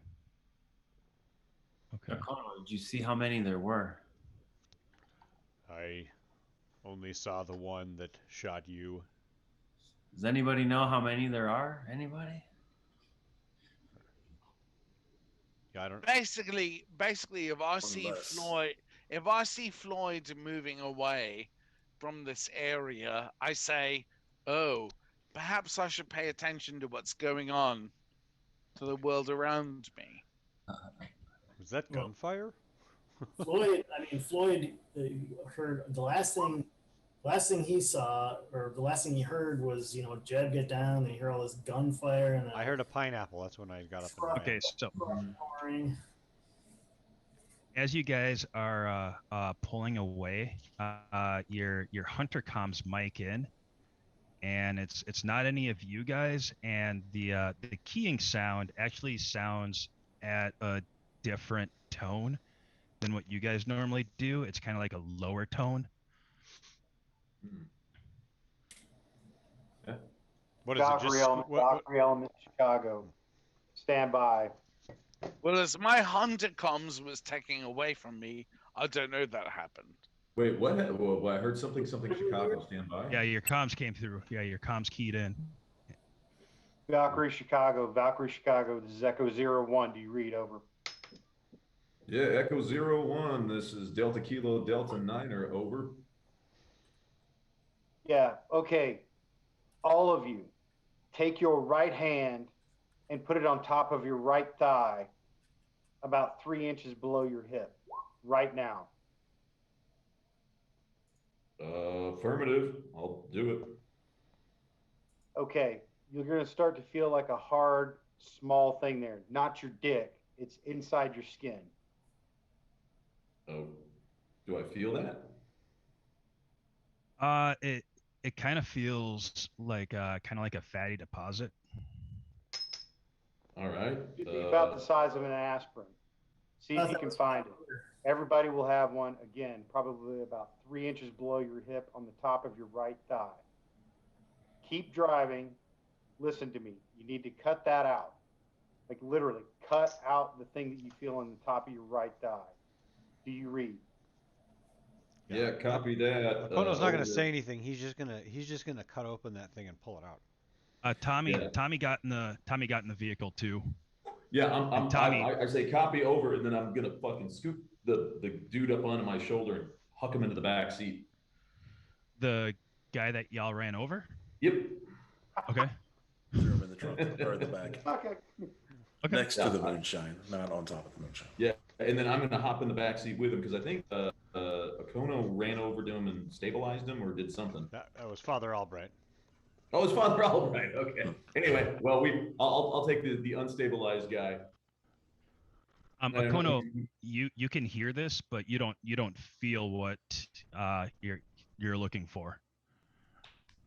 I'm sorry. What was that? I was cutting out. You don't feel like you've got your hand Okay. over your hip like what you heard. Uh-huh. You don't have direct access to the hunter comms. You have like a We're a secondary Valkyrie access to it. You know, I mean, you hear it just as good as anybody else. Okay. But like you're not doing it through like a phone or a No. earpiece or anything like that. Direct into the brain. Yeah. But- Yep. Does he? So, does- but Tommy looks at Jeb, and Tommy's like, Jeb, I'm feeling what he's talking about. You do too. Yeah, I mean, if I feel it, I'll be like, yeah. What was it was Echo 0 something? Echo 01. Echo 01. All right, let's see. Tommy offers to suck the poison out of Jeb's leg if Jeb will suck the poison out of Tommy. If Bartholomew's around, I'll watch. If not, I'm not gonna stick it out. I knew Tommy was a demon vampire. It'll cost you $10 to watch, Bart. And there it is. If it's only $10, fuck yeah, I'll watch. Yeah, I will. When I get to In the. fact, I'll pay for everyone else, and then any regular people that are just hanging out. So when I get to the truck, I'll pull my fucking fatigues down, and then pull out my. Whoa. What you doing there, buddy? Said something about Eyes on the road, motherfucker. Keep driving. Pulling a knife, pull my pants down. Certainly, this is not the weirdest thing that's ever happened in Dana's car. We're just moving a little faster than I'm used to. I'm used to going pretty fast. All right. Okay, so we got two vehicles. We've got the Armada and we've got Dan's vehicle. So let me know who's where. Kono's in the Armada driving. Jeb's with me, I believe, Yes. Okay. Back with the body. Kono. Okay. Floyd. I'm still in the cafe. He's like, Yes, you are. When "Can I I get some heard, cheese fries?" when I It's the heard, to-go order, man. when I heard pineapple and I heard the gunfire and I heard the trucks hitting people, my plan was to pull out my gun and look for a place to hide inside the cafe. Okay. Yeah, there's like a little hallway that leads to the bathrooms. That's kind of like on the end of the store and, still kind of close to the door, but not in plain view. I would definitely want a place that has like egress from multiple locations, so I don't want to stick myself into a corner. But You can hide behind the counter where only employees are allowed. yeah, I'll do that. Okay. Okay. So you're hiding behind the glass racks. Yeah. And you're Yeah. between the glass racks and the ice cooler. Well, I mean, I'll still be in my. You're gonna grab a little Mountain Dew as you're waiting. Well, I'm definitely going to do that. I got my pistol in one hand and I got a chicken drumstick in the other. So Yep. get the drumstick in my mouth, grab a dew. But like my primary thing is to look for cover. I forget, did I drive my truck here, or did I ride with someone? Yeah, you did. Your truck was parked down the street. Okay, so I have a way out of here no matter what. So when this was going off, I was just like talking on comms like Jeb's down. Do you guys need me? What's going on? So I was just doing talking comms and stuff. I didn't know all this stuff was. And then when I hear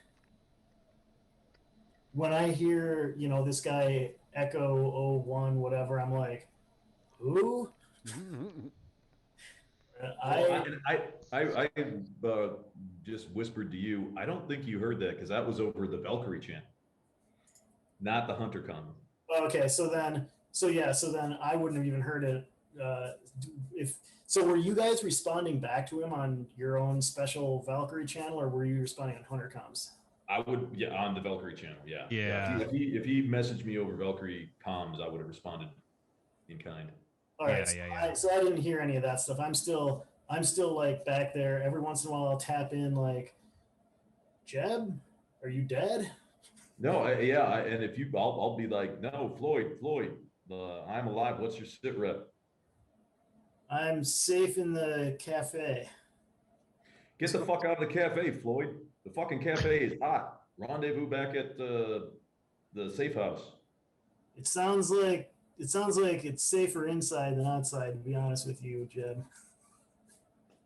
I don't know how much longer that's going to last inside, Floyd. If you can make your way out, you need to exfil from that area immediately. Does that mean I have to leave?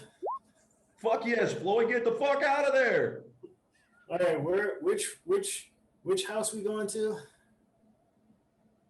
I know we're going to go to the primary, House Uno.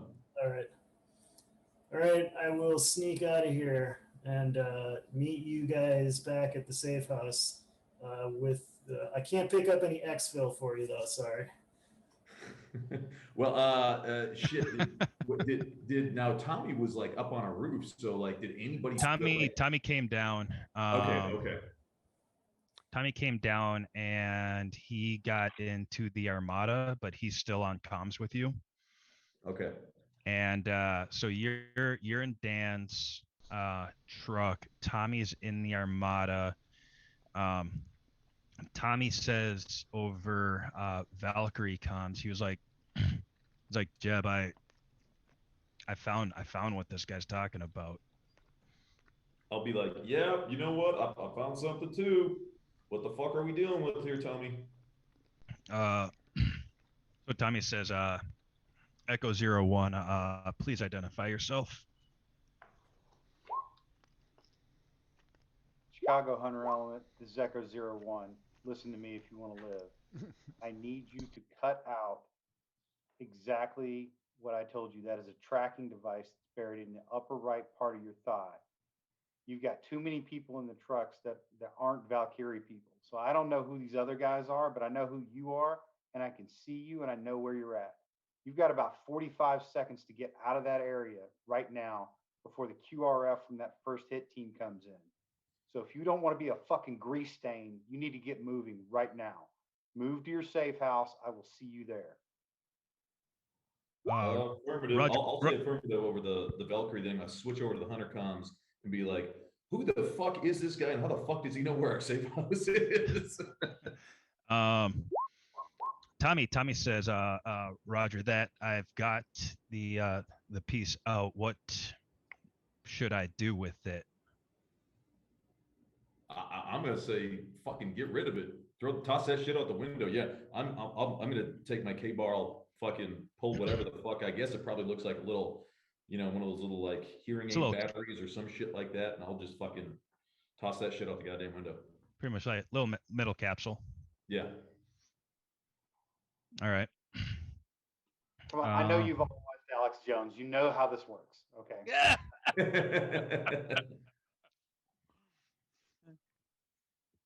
There's human animal hybrids. They're infiltrating all sectors of our government. That's Floyd's line. Fair. All right. Yeah. So you take it out.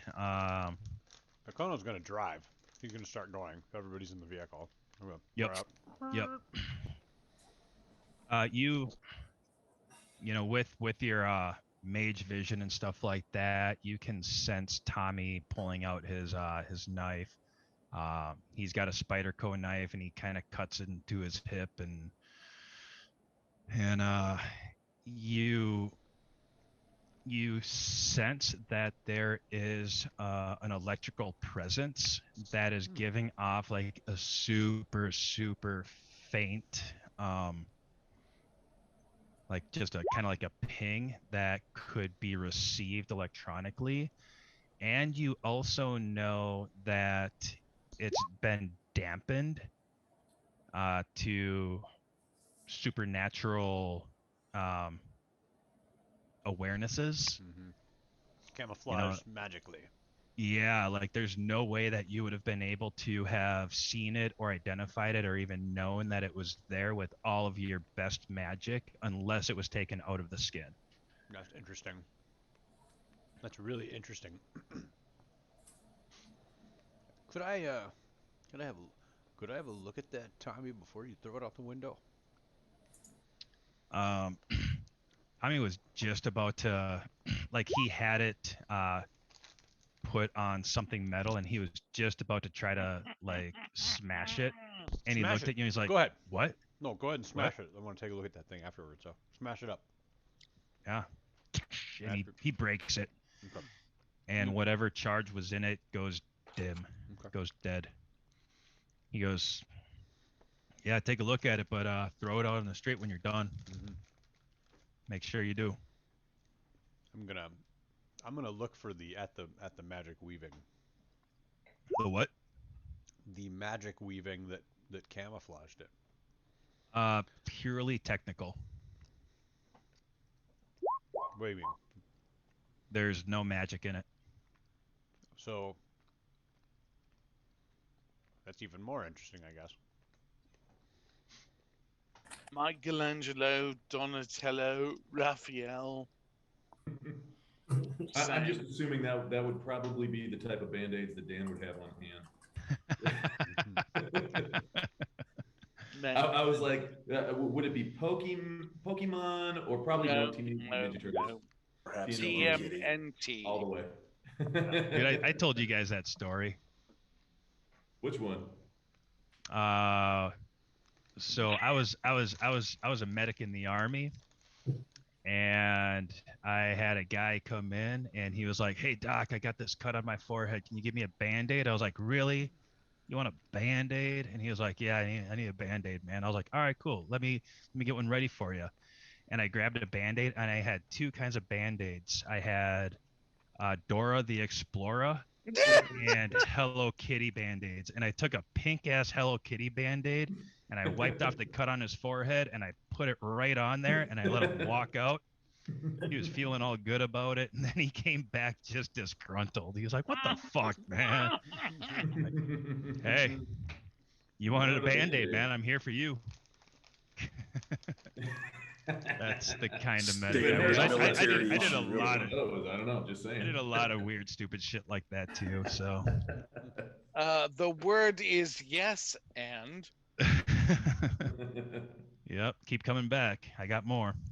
I remember some of the jokes people would play. I remember one of the ones I didn't think it was going to work, but it was crazy. One of our new guys came in, and he was like running late. He's like, they told me to throw all my shit on the deuce and a half. Where is it? And they're like, yeah, it's out back there. He's like, well, there's a bunch of them. Which one is it? And one guy's like, it's the green one. He's like, thanks. And he takes off running, goes out there. We're just waiting. He comes back. He's like, fuck you. Yeah. Full of douchebags. All right, so you guys get taking off. You guys are heading to a safe house now. You guys have like multiple safe houses. And Jeb, Yep, I'm still here. Sorry. when you said, yep, when you said, how in the fuck does he know where our safe house is? I'm just gonna give it to you. You had a recollection of when you guys were taking off from something. I don't remember what the encounter was. It might not even have been an encounter, but you guys left to a safe house, and it was one of the underground ones. And at the entrance, as you guys got there, Finn was like standing outside of her vehicle, That's right. like as you guys pulled up. I do remember that. I think I was probably thinking like, fuck, well, oh shit, if she's Valkyrie, she probably does know what the fuck is going on. But as That was also it was also a safe house that you had not told Valkyrie about. Like, it's just something that you had done, and she knew where to find you. I think I do remember that. Yeah, at the time you didn't question it. Yeah. I think at the time I was thinking too, like, oh well, shit, she's with us. I guess it's good that she knows where the fuck we are, without thinking too much about it. But yeah, in hindsight, now it's like fucking A, like, okay, here's somebody we've never met before who's chirping in on fucking Valkyrie channels, who apparently knows where the fuck we live. So fuck, I have no idea what's compromised and what's not. So I'll over Hunter comms. I'm going to tell the guys. I'm going to say, hey, proceed back to safe house number 1. Proceed with caution. Safe house may be compromised. Be ready to bug out on Pineapple. Okay. Now I gotta pee like a racehorse. All right. Hey, Yeah. DM, Go pee. Real Yeah. quick, is there an equivalent to a cure light wounds in World of Darkness? Yes, absolutely. What is it?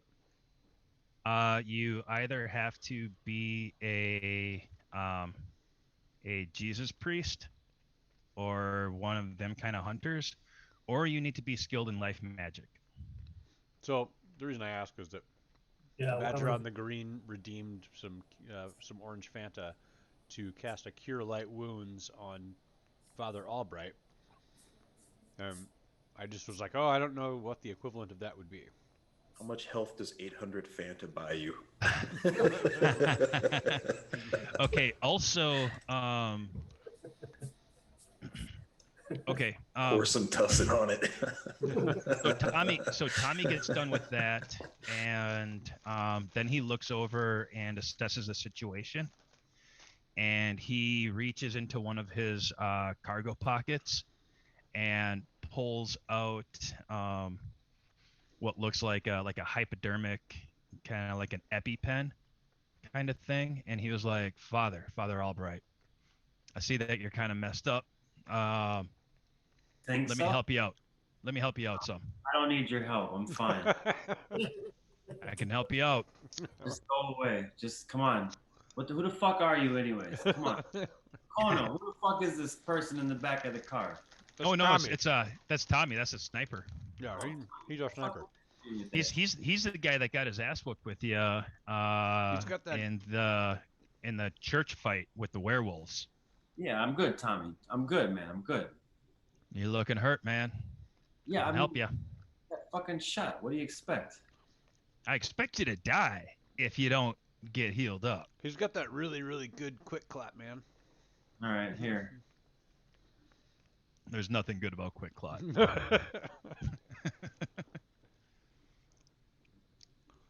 Well, I'll let you apply it, but I'm gonna squirm and kind of resist it a little bit the whole time. You know, Okay. I'm not. I don't need your help. I really don't. He's like, you know what? All it's gonna do is it's gonna quicken the healing process. You know, Tommy, that I have died, mate. Do you know that I've died and I've come back, but I've seen the light? I am a fucking soldier. I'm a celestial soldier. So respect that. Get your fucking little pin away from me, okay? All right, man. All right. Celestial soldier. You remember? Hey, I didn't know who I was dealing with, obviously. But thank you anyways.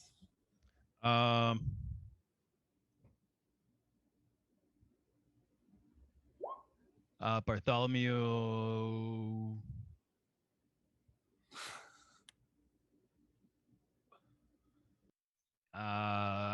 Yes and no. Oh, that's fabulous. Thank you, because for me, that's the best way to go. Yes and no. Yeah, no, shit's just getting more weird. All right, fabulous.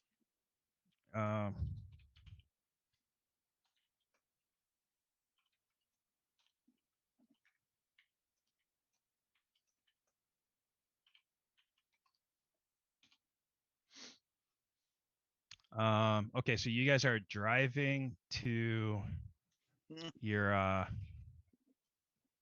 stronghold.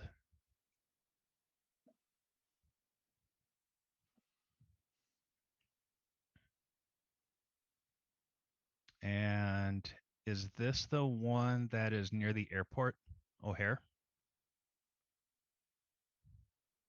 This would be the buried shipping container near the cemetery of the church. Okay. So yeah, I think that's close to the airport. Yeah, it's in the forest near the cemetery. Yep. All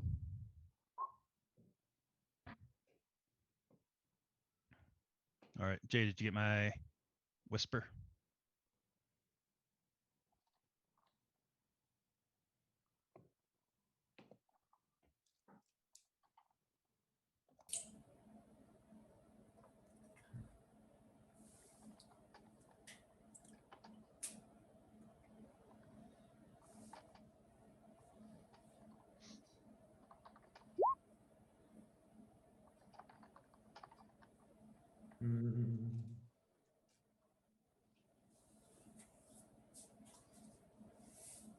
Okay. Jay, what kind of vehicle do you have? Blake.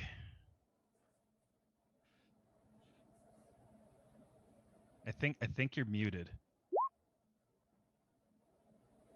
I'm not muted. I was just responding. Okay. To, Gotcha. Oh, okay. Oh, gotcha. All right, perfect. All right. So you guys get to where your buried hideout is, and there is a jet black 429 Boss Mustang like right in front of where you guys would normally enter. And there's a dude standing leaning up against that Mustang that just looks pissed off.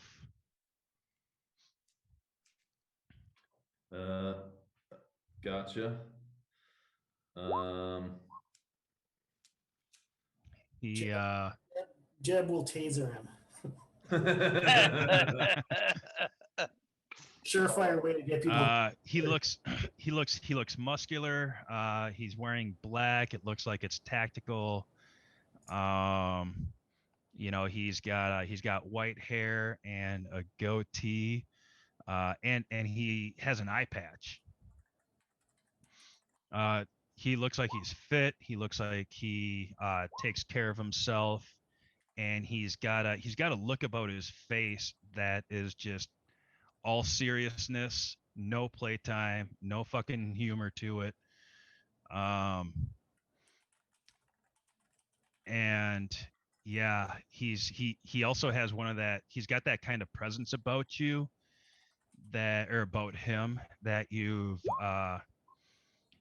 seen in like generals and high ranking officers that can back up all the shit that they spit. Okay. Like you've seen the guys that will talk the shit and will crumple at the first challenge, and you've seen the guys that can talk this shit and will deliver whatever they say tenfold. And this is what this guy looks like. All right. So he looks like no nonsense. And so is this somebody that Jeb would recognize? I mean, because he's talking to us over fucking Valkyrie comms. Not physically, no. Okay. Not No, you've never seen this person in your life. all right. Well, I will cautiously exit the vehicle, and I'll tell Dan to keep the motor running. Stay in for now. I'm gonna. Okay, so before we get there, so Dan pulls up first. Akono, you pull up with the Armada afterwards. Floyd, are you still eating chicken? No, I'm The best Leroy Jenkins shit ever. when Dan was like, well, I mean, yes, I am eating chicken, but Okay. To be fair, still eating chicken. so I was kind of slinking, just kind of crouching, going towards the exit of the cafe that's closest to where my truck is parked. Okay. And I mean, whenever I get there, I'm just going to kind of crack it open and look outside to make sure there's nobody shooting at me. You actually do see what appears to be like civilian dressed people, but you can tell that they're not civilians. Like they're kind of walking around doing some investigating of the area. And you know that you don't want to get noticed by them. So you do all of your sneaky shit that you can to kind of skulk to your vehicle and take off. And you've got all of the paranoia as you're driving to, like, you know where you got to go. Oh, there's no way I'm taking a direct route. I'm going to drive all over the city through. Yeah. Yeah. You're taking the scenic route times 10. Yeah. All right. So Jeb, you see this guy, you say something to Dan before getting out, and that is go. And did you say is Tommy here as well? Tommy is in the Armada. Tommy's in the Armada is here. So he's behind you. Yeah. All right. Yeah, I'll message Tommy over Hunter comms, and I'll say, hey Tommy, you want to step outside and greet the visitor with me here? We got to clear this before. Absolutely. So I'll step out. Tommy gets out as well. And I'll say Echo 01.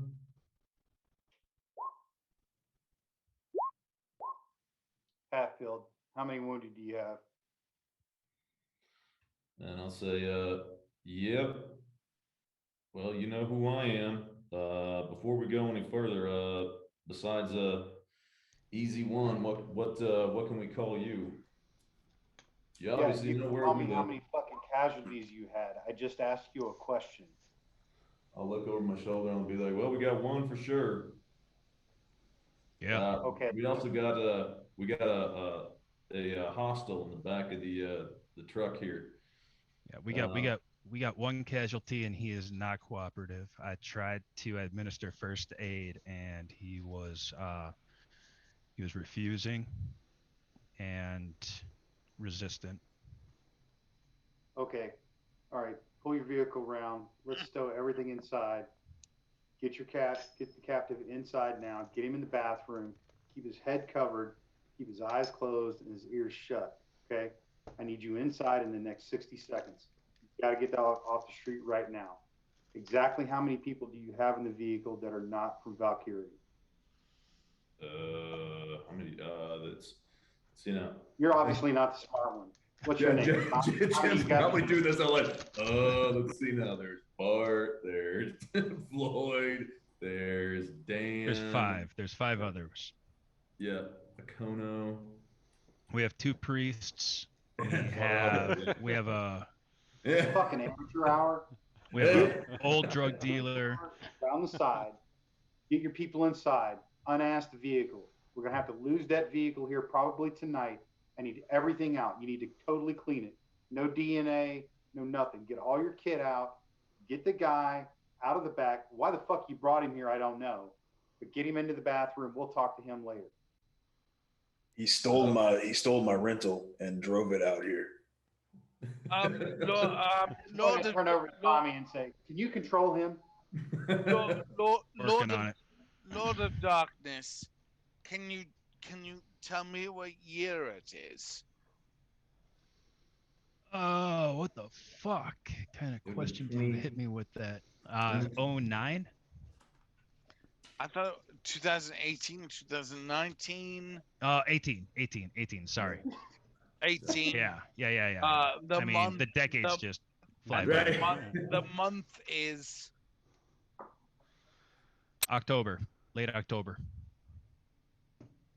okay. Great. That's what I try to hold on to. Okay. That's what I grasp onto at this moment.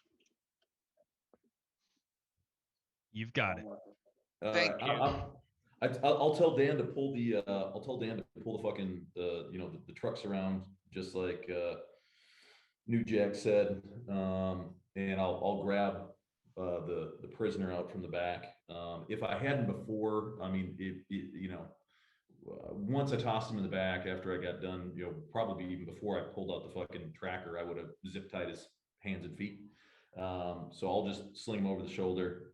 As I walk by this fucking eye patch McGee, I'm gonna be like, "Hey, I appreciate the assist, but you will answer some fucking questions before the night is done." And I'm just gonna keep on walking. Okay. All right. You keep on walking. See you, Joey Joe.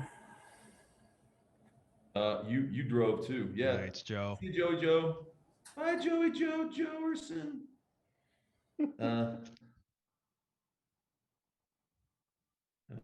Okay. Gotcha.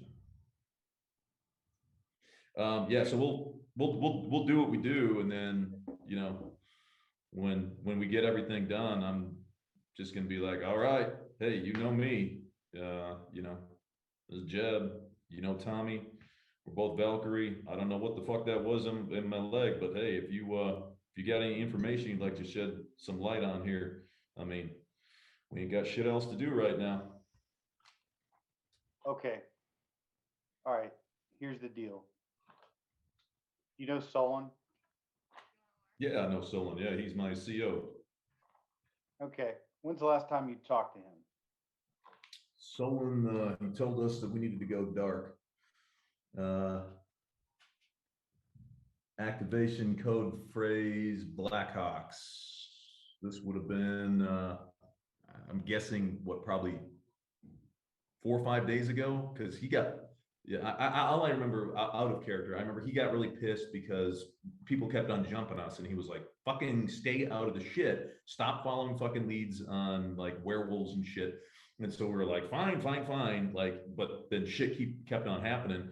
And the last, I think it was at the fucking church when shit went down, and I might have called out and I was like, "Hey, this is not our fault. We got fucking jumped. We need a fucking cleanup crew at the fucking Our Blessed Lady of Suffering," or something like that. Yep.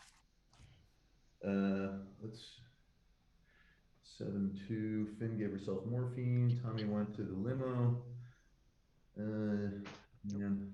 Jeb sees a giant Black Panther. Didn't realize Alan was leaving. Was that? Oh, Alan? Yeah.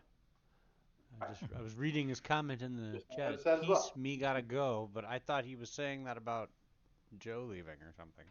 Then I looked over and he disappeared.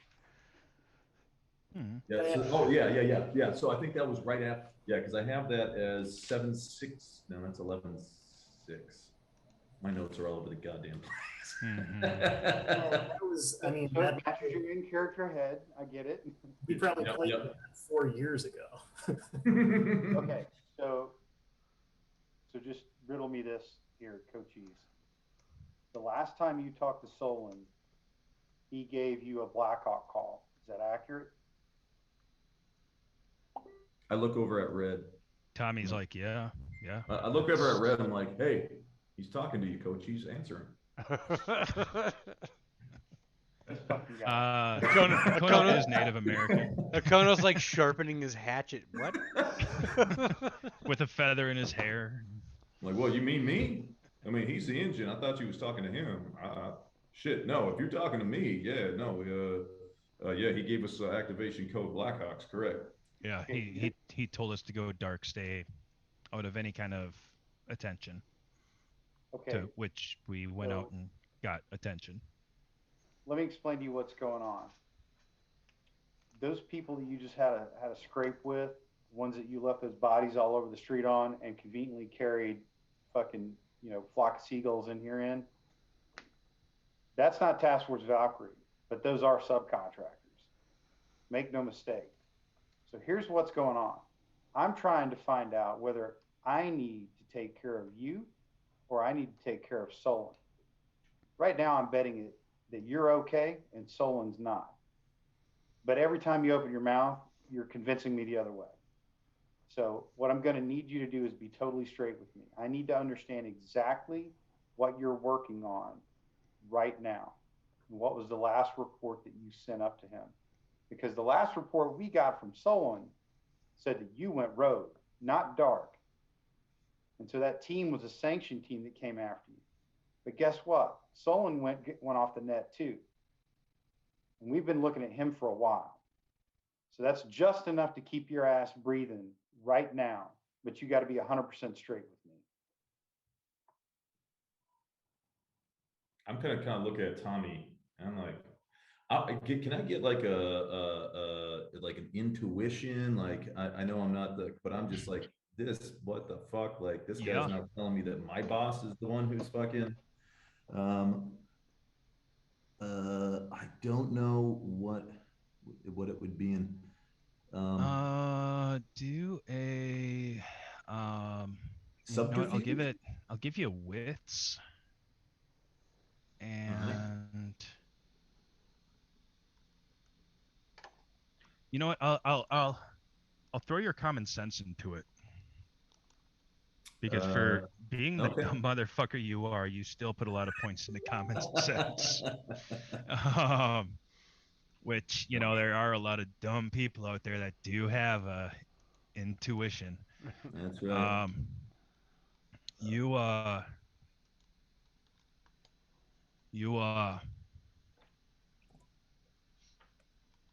As he's saying this, it's making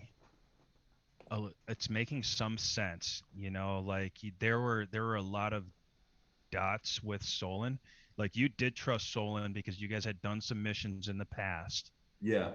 And he had proved his worth and trust to you.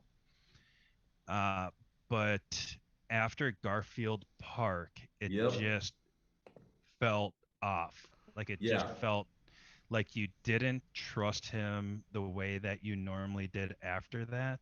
No, yeah, because he wanted me to fucking wax Tommy. He wanted you to kill everybody who was injured. Yeah. I was like, no. Yeah. I was like, yeah, and with the level of extreme that conflict had, like everybody had some kind of injury. Yeah. Like everybody was hurt, so you could have realistically like offed everyone. Yeah. And after that, like it never got brought up again. It was kind of like, okay, I understand that you did not follow this order, but he never followed up with it. And he knew that Tommy had not been killed when he probably should have been. Right. But he didn't say anything, which also was really strange and bizarre. Yeah. Yeah. So as this guy who is, like all business, no nonsense is saying this shit to you, it is kind of making sense. It is kind of connecting things. And kind of explaining why Solon had been acting sus. Yeah, I'll say all right. I'll say no. That kind of jives with what I've been thinking because we had that big scrap down there in Garfield Park. I mean, half the fucking team was involved, and someone squawked at me over the comms that he wanted me to take out all injured friendlies that were on site. Nah, shit just did not sit with me right. I mean, we don't fucking, we put bullets in ENEs, we don't put them in fucking friendlies. So, well, fuck. Okay. Last thing we've been working on, there's some young black girl named Alice. She's definitely fucking ENE positive as far as possession. She's got some sort of demon in her. That's why we got the Padre back here. By the way, he's the one who he's a walking wounded. He's got himself a fucking chest wound right now, rifle fire. He's walking, but he ain't fucking looking too pretty. But he was working with this girl, and we was just trying to back him up, trying to figure out exactly what the fuck is going on. She's all tied into Garfield Park. We saw her there that night. We're following these leads, trying to get to the bottom of everything. But I mean, to be honest, this has been just one gigantic shit show after another. I mean, I can go on about fucking vampires in the sewers. Well, say again. All right, Vampires in the sewers. All right, what do you know about vampires in the sewer? Shit, what you want to know about vampires in the sewers, man? You know who Sewer Max is? Yeah, well, fuck, we do. Fucking We've Sewer been into that Max. motherfucker a couple times already. Fucking Sewer. Fucking Max. You know the guy. Yeah, it's, You'd so you know that there is vampire action in the sewers, and there has been rumor of a really powerful vampire hiding out there, but you don't know any real detail on it. Alright, that's why we call him fucking Max.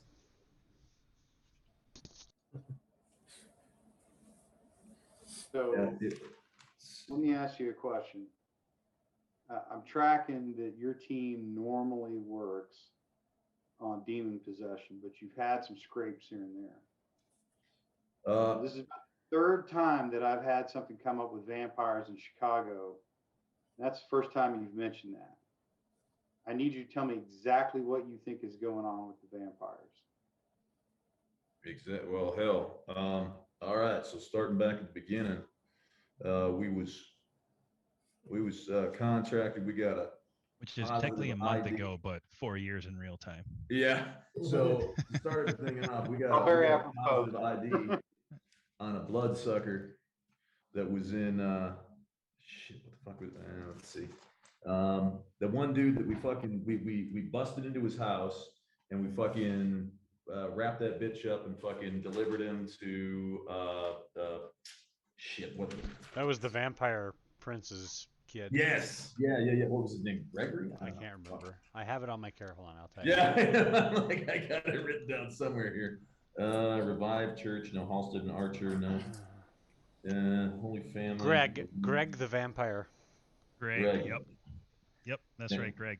Yep. And so we brought him to the Ashbury Art. Yeah, whatever. Yeah, whatever that. Ashfield Abbey. Yeah, it was. I don't even know if I knew it was Ashfield Abbey. It just. Was it the the Reagan Institute? No, it was shit. That was Bacon Bay Counter Tactics experience. Masca. No, let's see. Recon. 3622 South Hermitage Avenue. Fucking South Hermitage Avenue again. Sorry, this is from years ago. Yeah, Ashwood Abbey. Agent Parker. Caucasian, yes, Greg, son of Maxwell, Vampire Prince of Chicago, says he was sent to negotiate with the Giggle Crew on behalf of Max. Giggle Crew's another group of vampires. Byron Zell. We delivered him to Byron Zell, the arms supplier. Okay. Okay, and then we met with. There's two different. To make things as confusing as possible, there's a second fucking vampire also named Max. There's Maxwell Clark, and then there's who we call Sewer Max, and Sewer Max literally lives in the goddamn sewers, and he wanted us to sink. Did he want us to? I'm trying to. No, he wanted. Yeah. So So we he got wanted it to get contact- there. He wanted it to arrive. Sewer Max wanted the ship to show up. Yeah, Sewer Max wanted the ship to show up. The guy who was in the muscle car who was working for the other vampires said that by no means can this ship show up. Right. Maxwell Clark. So you guys were put into the middle of a conflict. Yeah. Of two different groups of vampires, and you need to make a choice as to who you were going to do the dirty work for and who you were going to not. Very Clint Eastwood move there. I like that. Yeah, it was. Somebody's been watching like AMC westerns and shit. Yeah. So Okay. unable to decide what to do, we just blew the ship up. It sunk it. Perfect. Just sunk it. Yeah, it was a taconite hauler. Yeah. Okay. Yeah, we. So the Edward here's Mott. the $64 question. Are you aware of an influx of illegal drugs coming into Chicago over the last, like, let's say 2 months? And when I mean an increase, I mean a big increase. Yeah, we just got some intel on that. So now this is gonna sound crazy as shit, but this British You guy do here. realize the profession we're in, right? Yeah, that's true. So if it's crazier than that, I'm very interested. If not, it's kind of fucking normal. Well, let me lay this on you. So we've been hiding out at the Oscar Mayer Wiener House here in Chicago because this guy What's your here, name this is British Roman? guy. Sausage King Chicago. Jesus Christ. The Sausage King of Chicago. I'm telling you, like, there's weird, and then there's fucking this guy weird, and I'll just put my thumb over it. Weird. No, I'm not weird. What I did in '72 was weird. One time. So see, there's like this one girl, and she could like bend, and when I did this other thing, she could bend in a different way. Yeah. So. But we had a. Go ahead. I'm sorry. I'm sorry. We had a group of informants. I'm not talking anymore.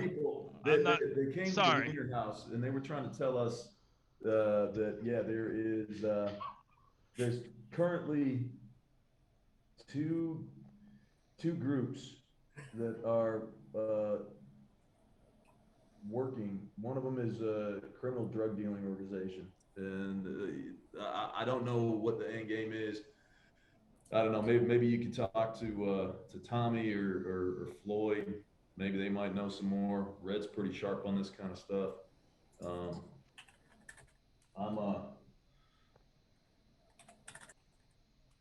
But yeah. So I have heard mention. I have heard some. Okay. All right.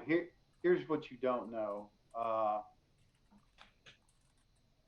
We're about 100% confident that a lot of the influx of the recent drugs you see coming in, specifically something that looks a lot like cocaine, but ain't cocaine, that's probably not from this world.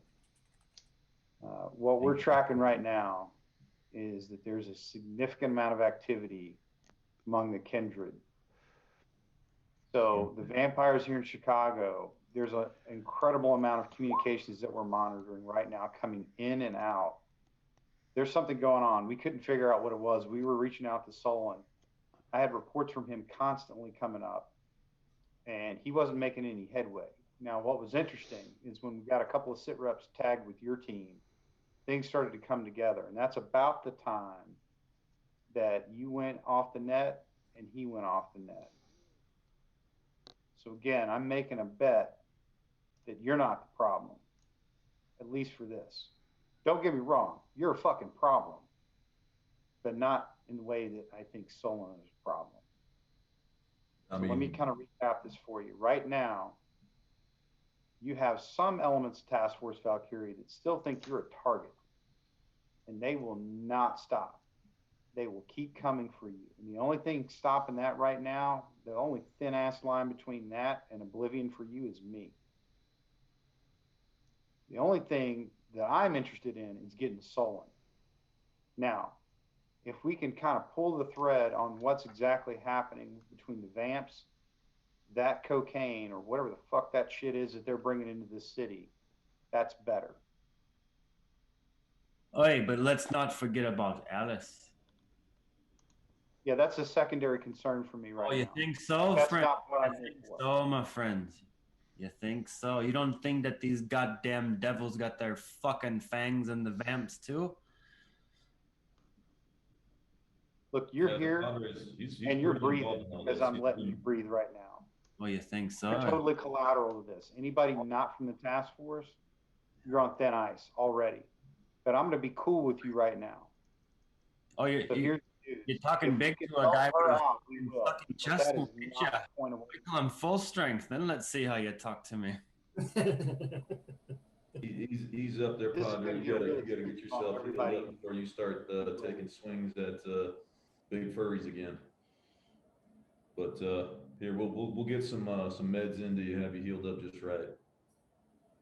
Now, yeah, I know this team ain't exactly fucking standard issue, all right, but we got some people here that have been absolutely top notch as far as hunting down and rooting out these fucking ENEs. I mean, this is some next level fucking like bloodhound shit that I ain't seen before.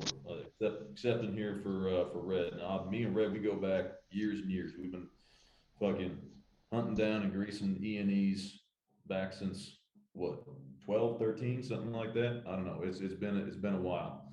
Even, just shortly after me and Tommy got out. So it may be a little bit unusual, but every single one of these guys, even the fucking Brit, they've definitely proved their worth. So I would certainly appreciate it if you give me the heads up before you want to grease any one of them. Now, as far as everything else goes, what in the fuck was that thing in my thigh, and how did you know it was there? And fuck, is it just the Valkyrie people, or is it all of us? Do we all got it? Because some of the guys, they were saying like Big Dan, he's driving the truck. He said he was searching on his leg, he couldn't find shit. Okay, it's real clear. So this tracker I'm holding up,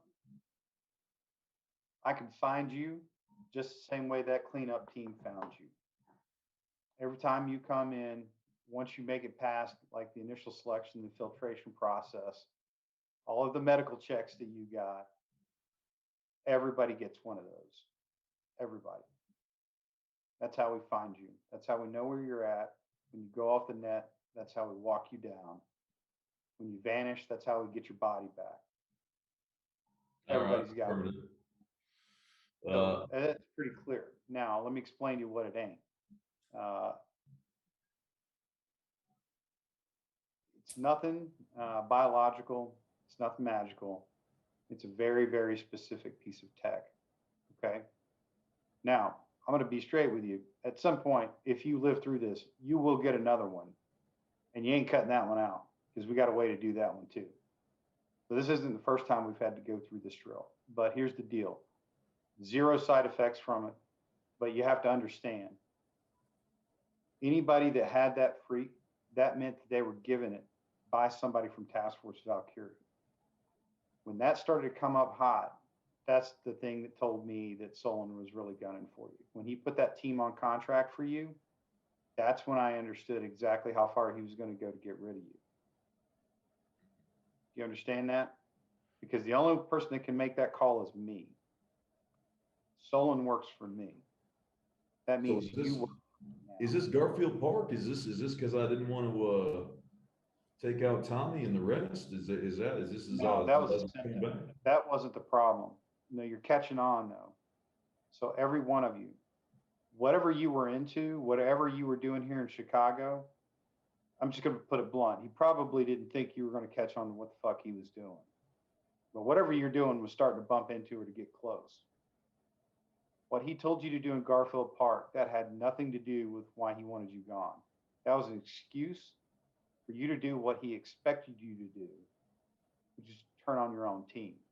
Because let's be real, ain't none of you here the most stable. It's definitely something I ain't never been accused of. No shit. Yeah, no shit. So where the fuck do we go from here? Fuck, we got E&Es that want us dead. Now apparently we got fucking my own CO. Half of fucking Task Force Valkyrie wants us dead. Fuck, is this place hot? Do they know about us here? Fuck, we got. Yeah, we they got a don't know couple- this. So some of my people have been cleaning out the records of where you're at. So that way nobody else knows but me and people I trust. So most of your safe houses are clean. Most, not all. I'm still working on that list to see how many of those got burned. But right now, you're probably okay for the night for sure. And by the way, you got some asshole that you're going to have to talk to here in a little bit. Oh yeah, that ain't gonna be. Just so you guys know, my name's Blake. And I'm just the one who's telling you how it is. So I'm going to ride with you from now on till we sort this out.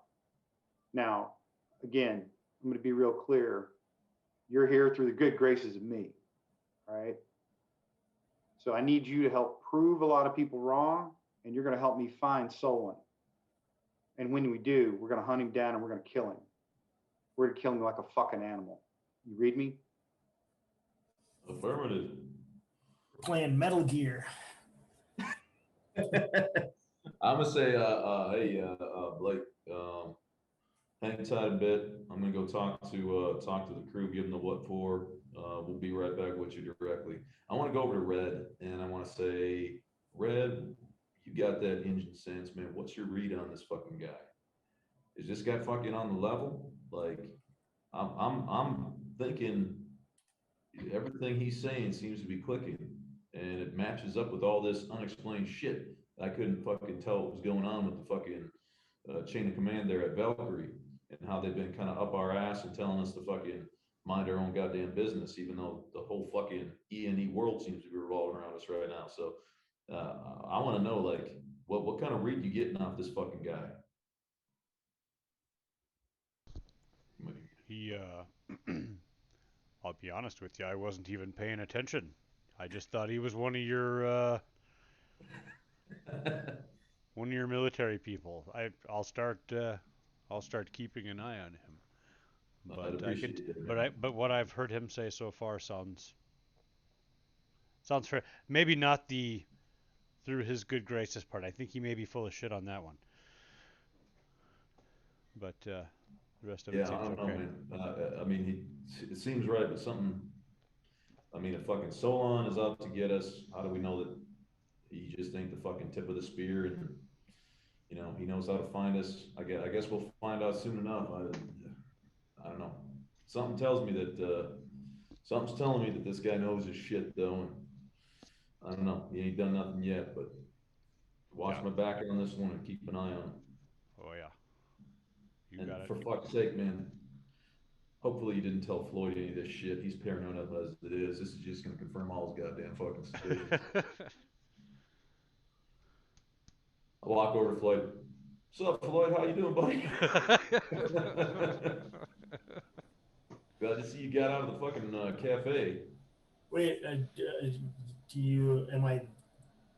Is he back at the? I'm not sure if he's back at the safe house yet. It's either that or you're circling the perimeter. Can be. Well, I just sent I just sent you a message. Yep. I see that. Jeb, make a perception check. Here goes. Any bonuses, penalties, anything? Nah.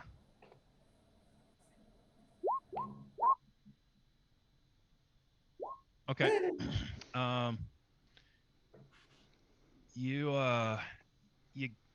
You look for Floyd, expecting him to be there, and you start, talking to him, and then you realize that he's not there, and you look around, but then you do see him kind of like hunkering down behind a crate kind of box over by the entryway, just kind of like looking like he's eavesdropping, but also looking kind of inconspicuous, like he's just on his phone. But you can tell he's kind of listening. Yeah. All right. I'll walk over and say, I'll say the same thing. I'll just be like, hey, what's up, Floyd? I'm glad to see you made it out of the cafe in one piece. I'm like, Jeb, who the fuck is that dude over there? All right. So he's with Valkyrie. He's Jesus Christ, another one of you? yeah, we're like the wind, man. We're fucking everywhere. Should make you feel safe. We're out there putting all them bad little E&Es to rest. But he's on our side for now. He has given us More government. That's the solution. That's what we're having problems, and the solution is more government. Really? well, I mean, it's another gun in a firefight, right? You've seen how me and Tommy handle ourselves. Shit.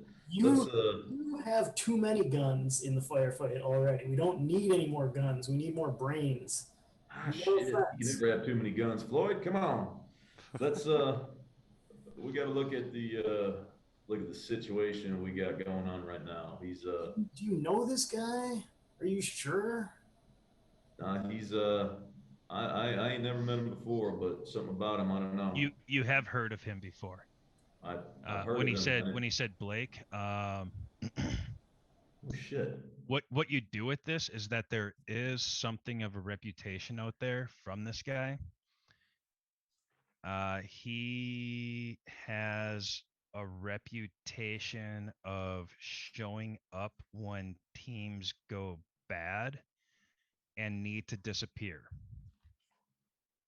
Okay.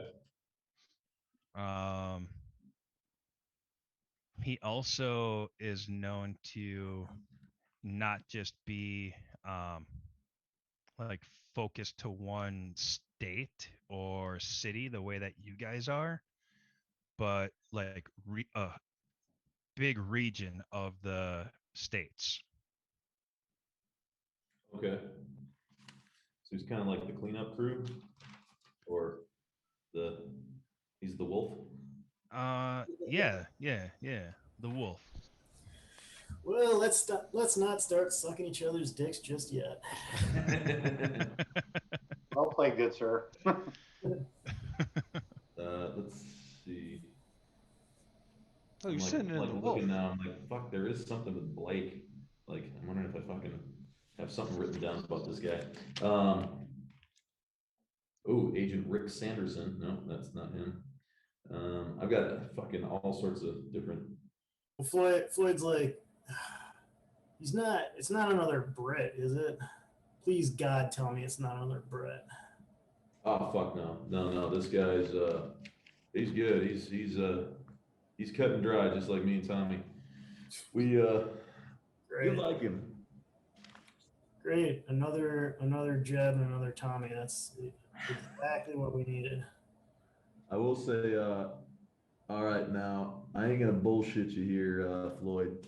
Now, if there's any sort of like bug acting equipment, anything like that, I think we're gonna need to sweep the fucking safe houses, because he's saying there's some section of fucking Task Force Valkyrie's gone fucking rogue. Like they're saying that we're the fucking we're the enemy, and those guys that were at the cafe that were. How do you know he isn't the section of Task Force Valkyrie that's gone rogue? Well, we got the guy, one of the guys from the cafe. Well, Dan hit him with his truck, and I tied him up and threw him in back, and now we got him downstairs in the safe house. So you didn't we're gonna see if we can make him talk. And you didn't take him to the playpen? Not yet. We all had to rendezvous back at here. Right. Well, don't let him wake up and see where he's at. Oh yeah, no, don't worry about that. We got his ass blindfolded. He's tied up, and that's gonna be one of the first goddamn things I ask him, to see if he knows who this Blake is, if he's working for Blake. So we'll get some answers. I sure as hell don't trust him. What's his name? He says he goes by Blake. Blake. Is that all the information you got on him? He also. Give me my fucking social too.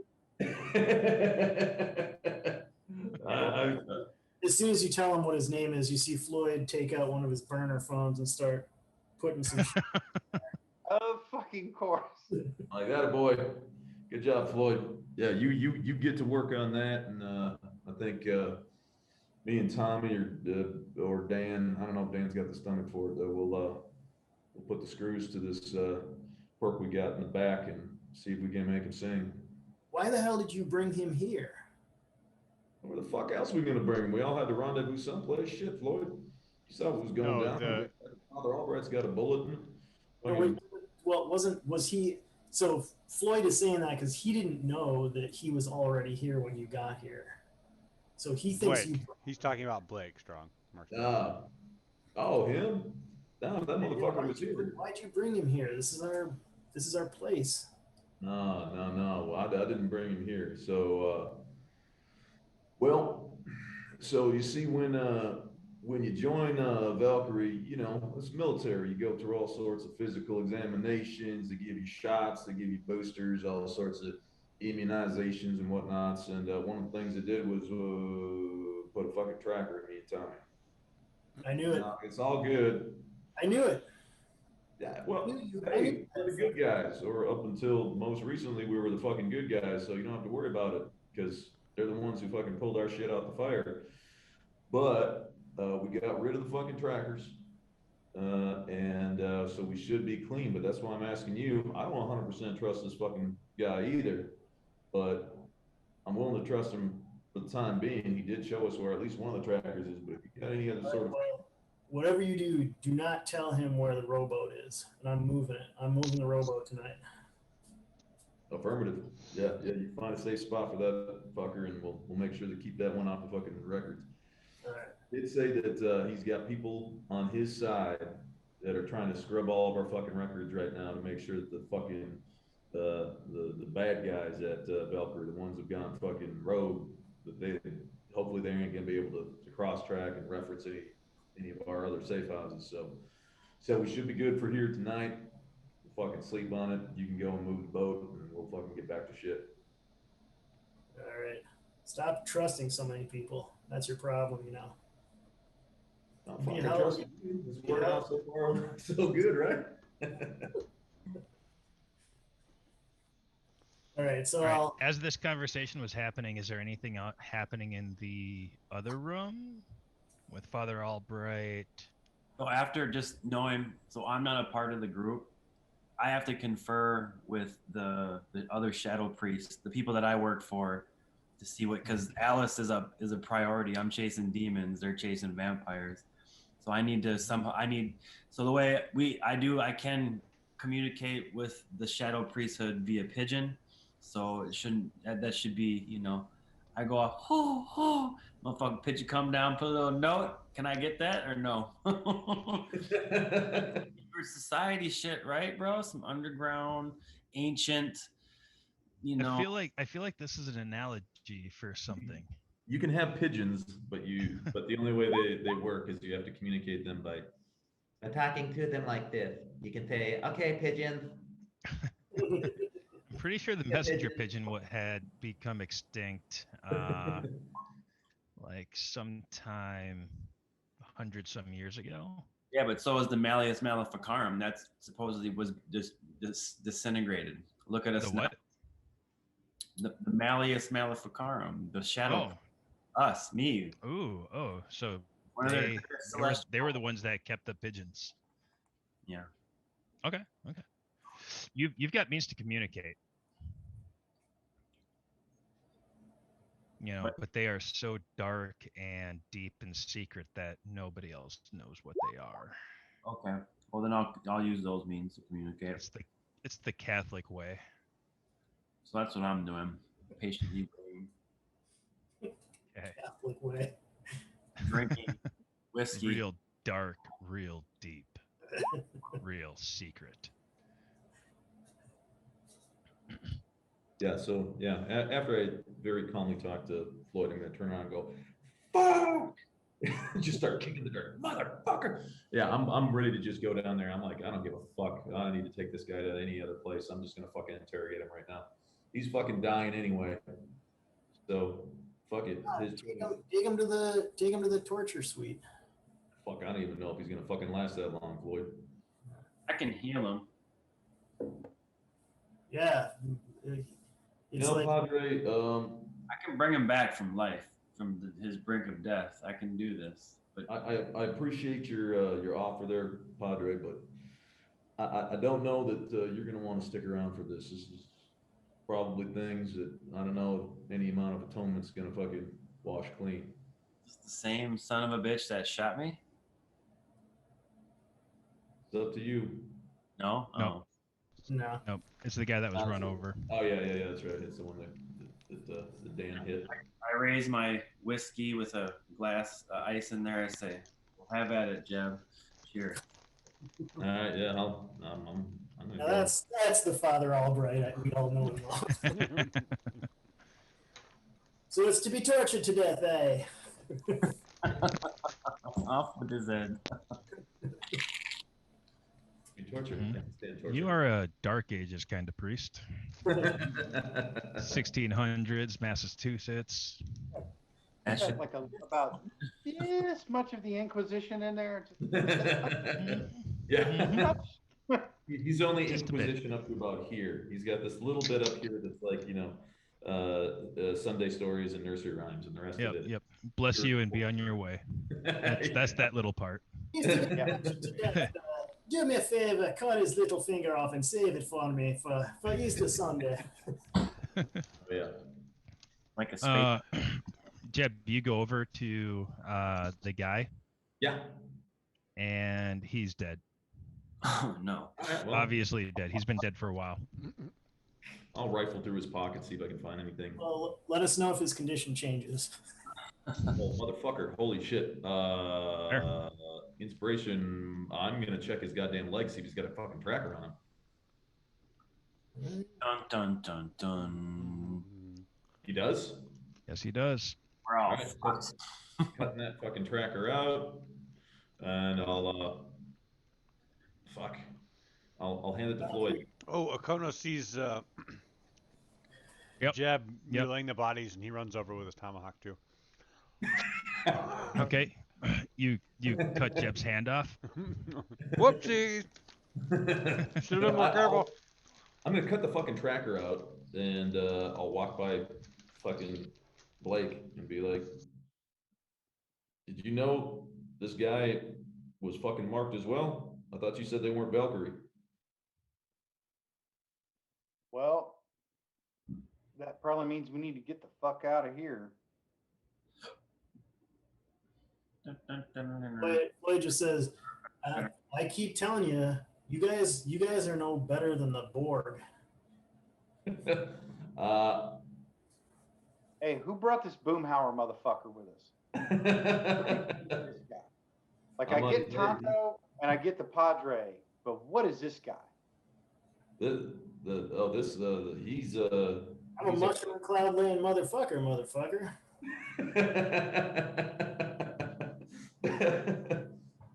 As I break the fourth wall, at one point, when I ever meet you, I'm going to show you my wallet that actually says "bad motherfucker" on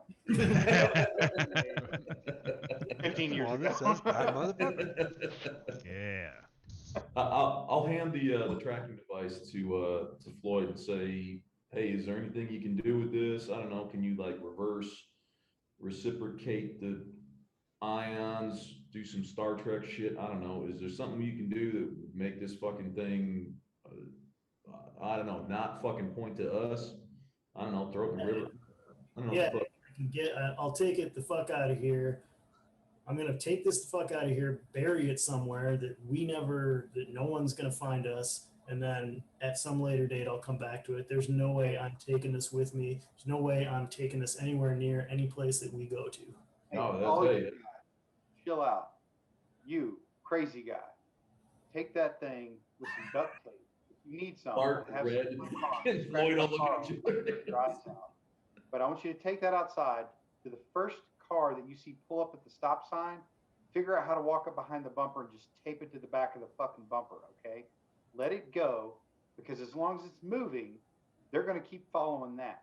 We've been here about 45 minutes. You got maybe another 20 before we might have our first visitor. So we need to get rid of that thing and get it moving.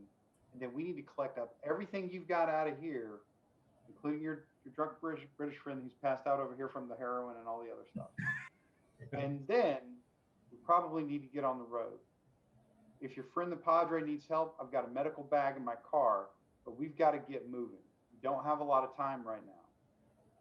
I look over, so as soon as he finishes, I look over at Jeb and I'm like, legit? Yeah? Yeah, let's do it. Let's do it. It makes sense to me. Let's get the fuck out of here. All right, well, I know what I'm doing. I'll pin this to the back of some Yahoo's Buick, and then I'm doing some shit, and where are we meeting up again?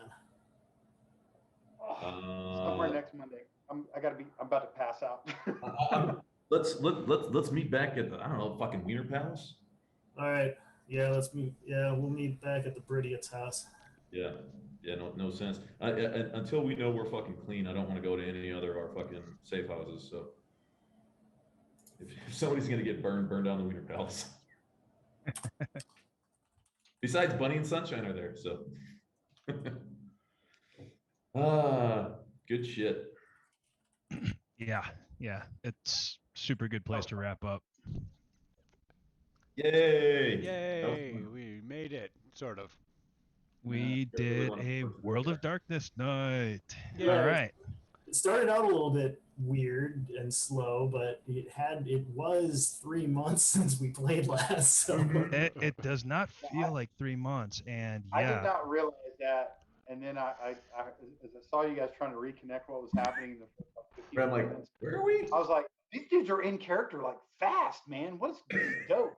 Then suddenly I'm like, oh no, it's just been a while. Yeah, we're all like, wait, what the fuck is going on? yeah, Half of our characters, that's actually both in and out of character. Very true. I mean, legitimately, I could not remember at all the last stuff we were doing. I was like, I remember we went to some house and some people talked to. We were going to talk to this, get this little girl, and some people talked to us, and then we drove away and we froze a car up, and then some other things happened, and then I don't remember what the hell happened. Yeah. I remember a lot of what happened, but realistically, I normally watch like the entire session the day of, and it gives me a really good impression of what happens, and just couldn't do that now. It's been since spring. Yeah, but I thought it was good. I mean, got a new guy on the team, and we've begun round 1 of hazing. So for the record, I don't usually come in that hot on anybody. So like my goal for whatever the next time we do this is to like show my softer, more gentler side where I don't drop as many F-bombs on you. Oh no. And just call you a shit bag or something like that. Put it down a little bit. That's all good. Yeah. Yeah, Hey, that's positively cuddly. Yeah. Yes. we're used to this. Yeah, we constantly yell at.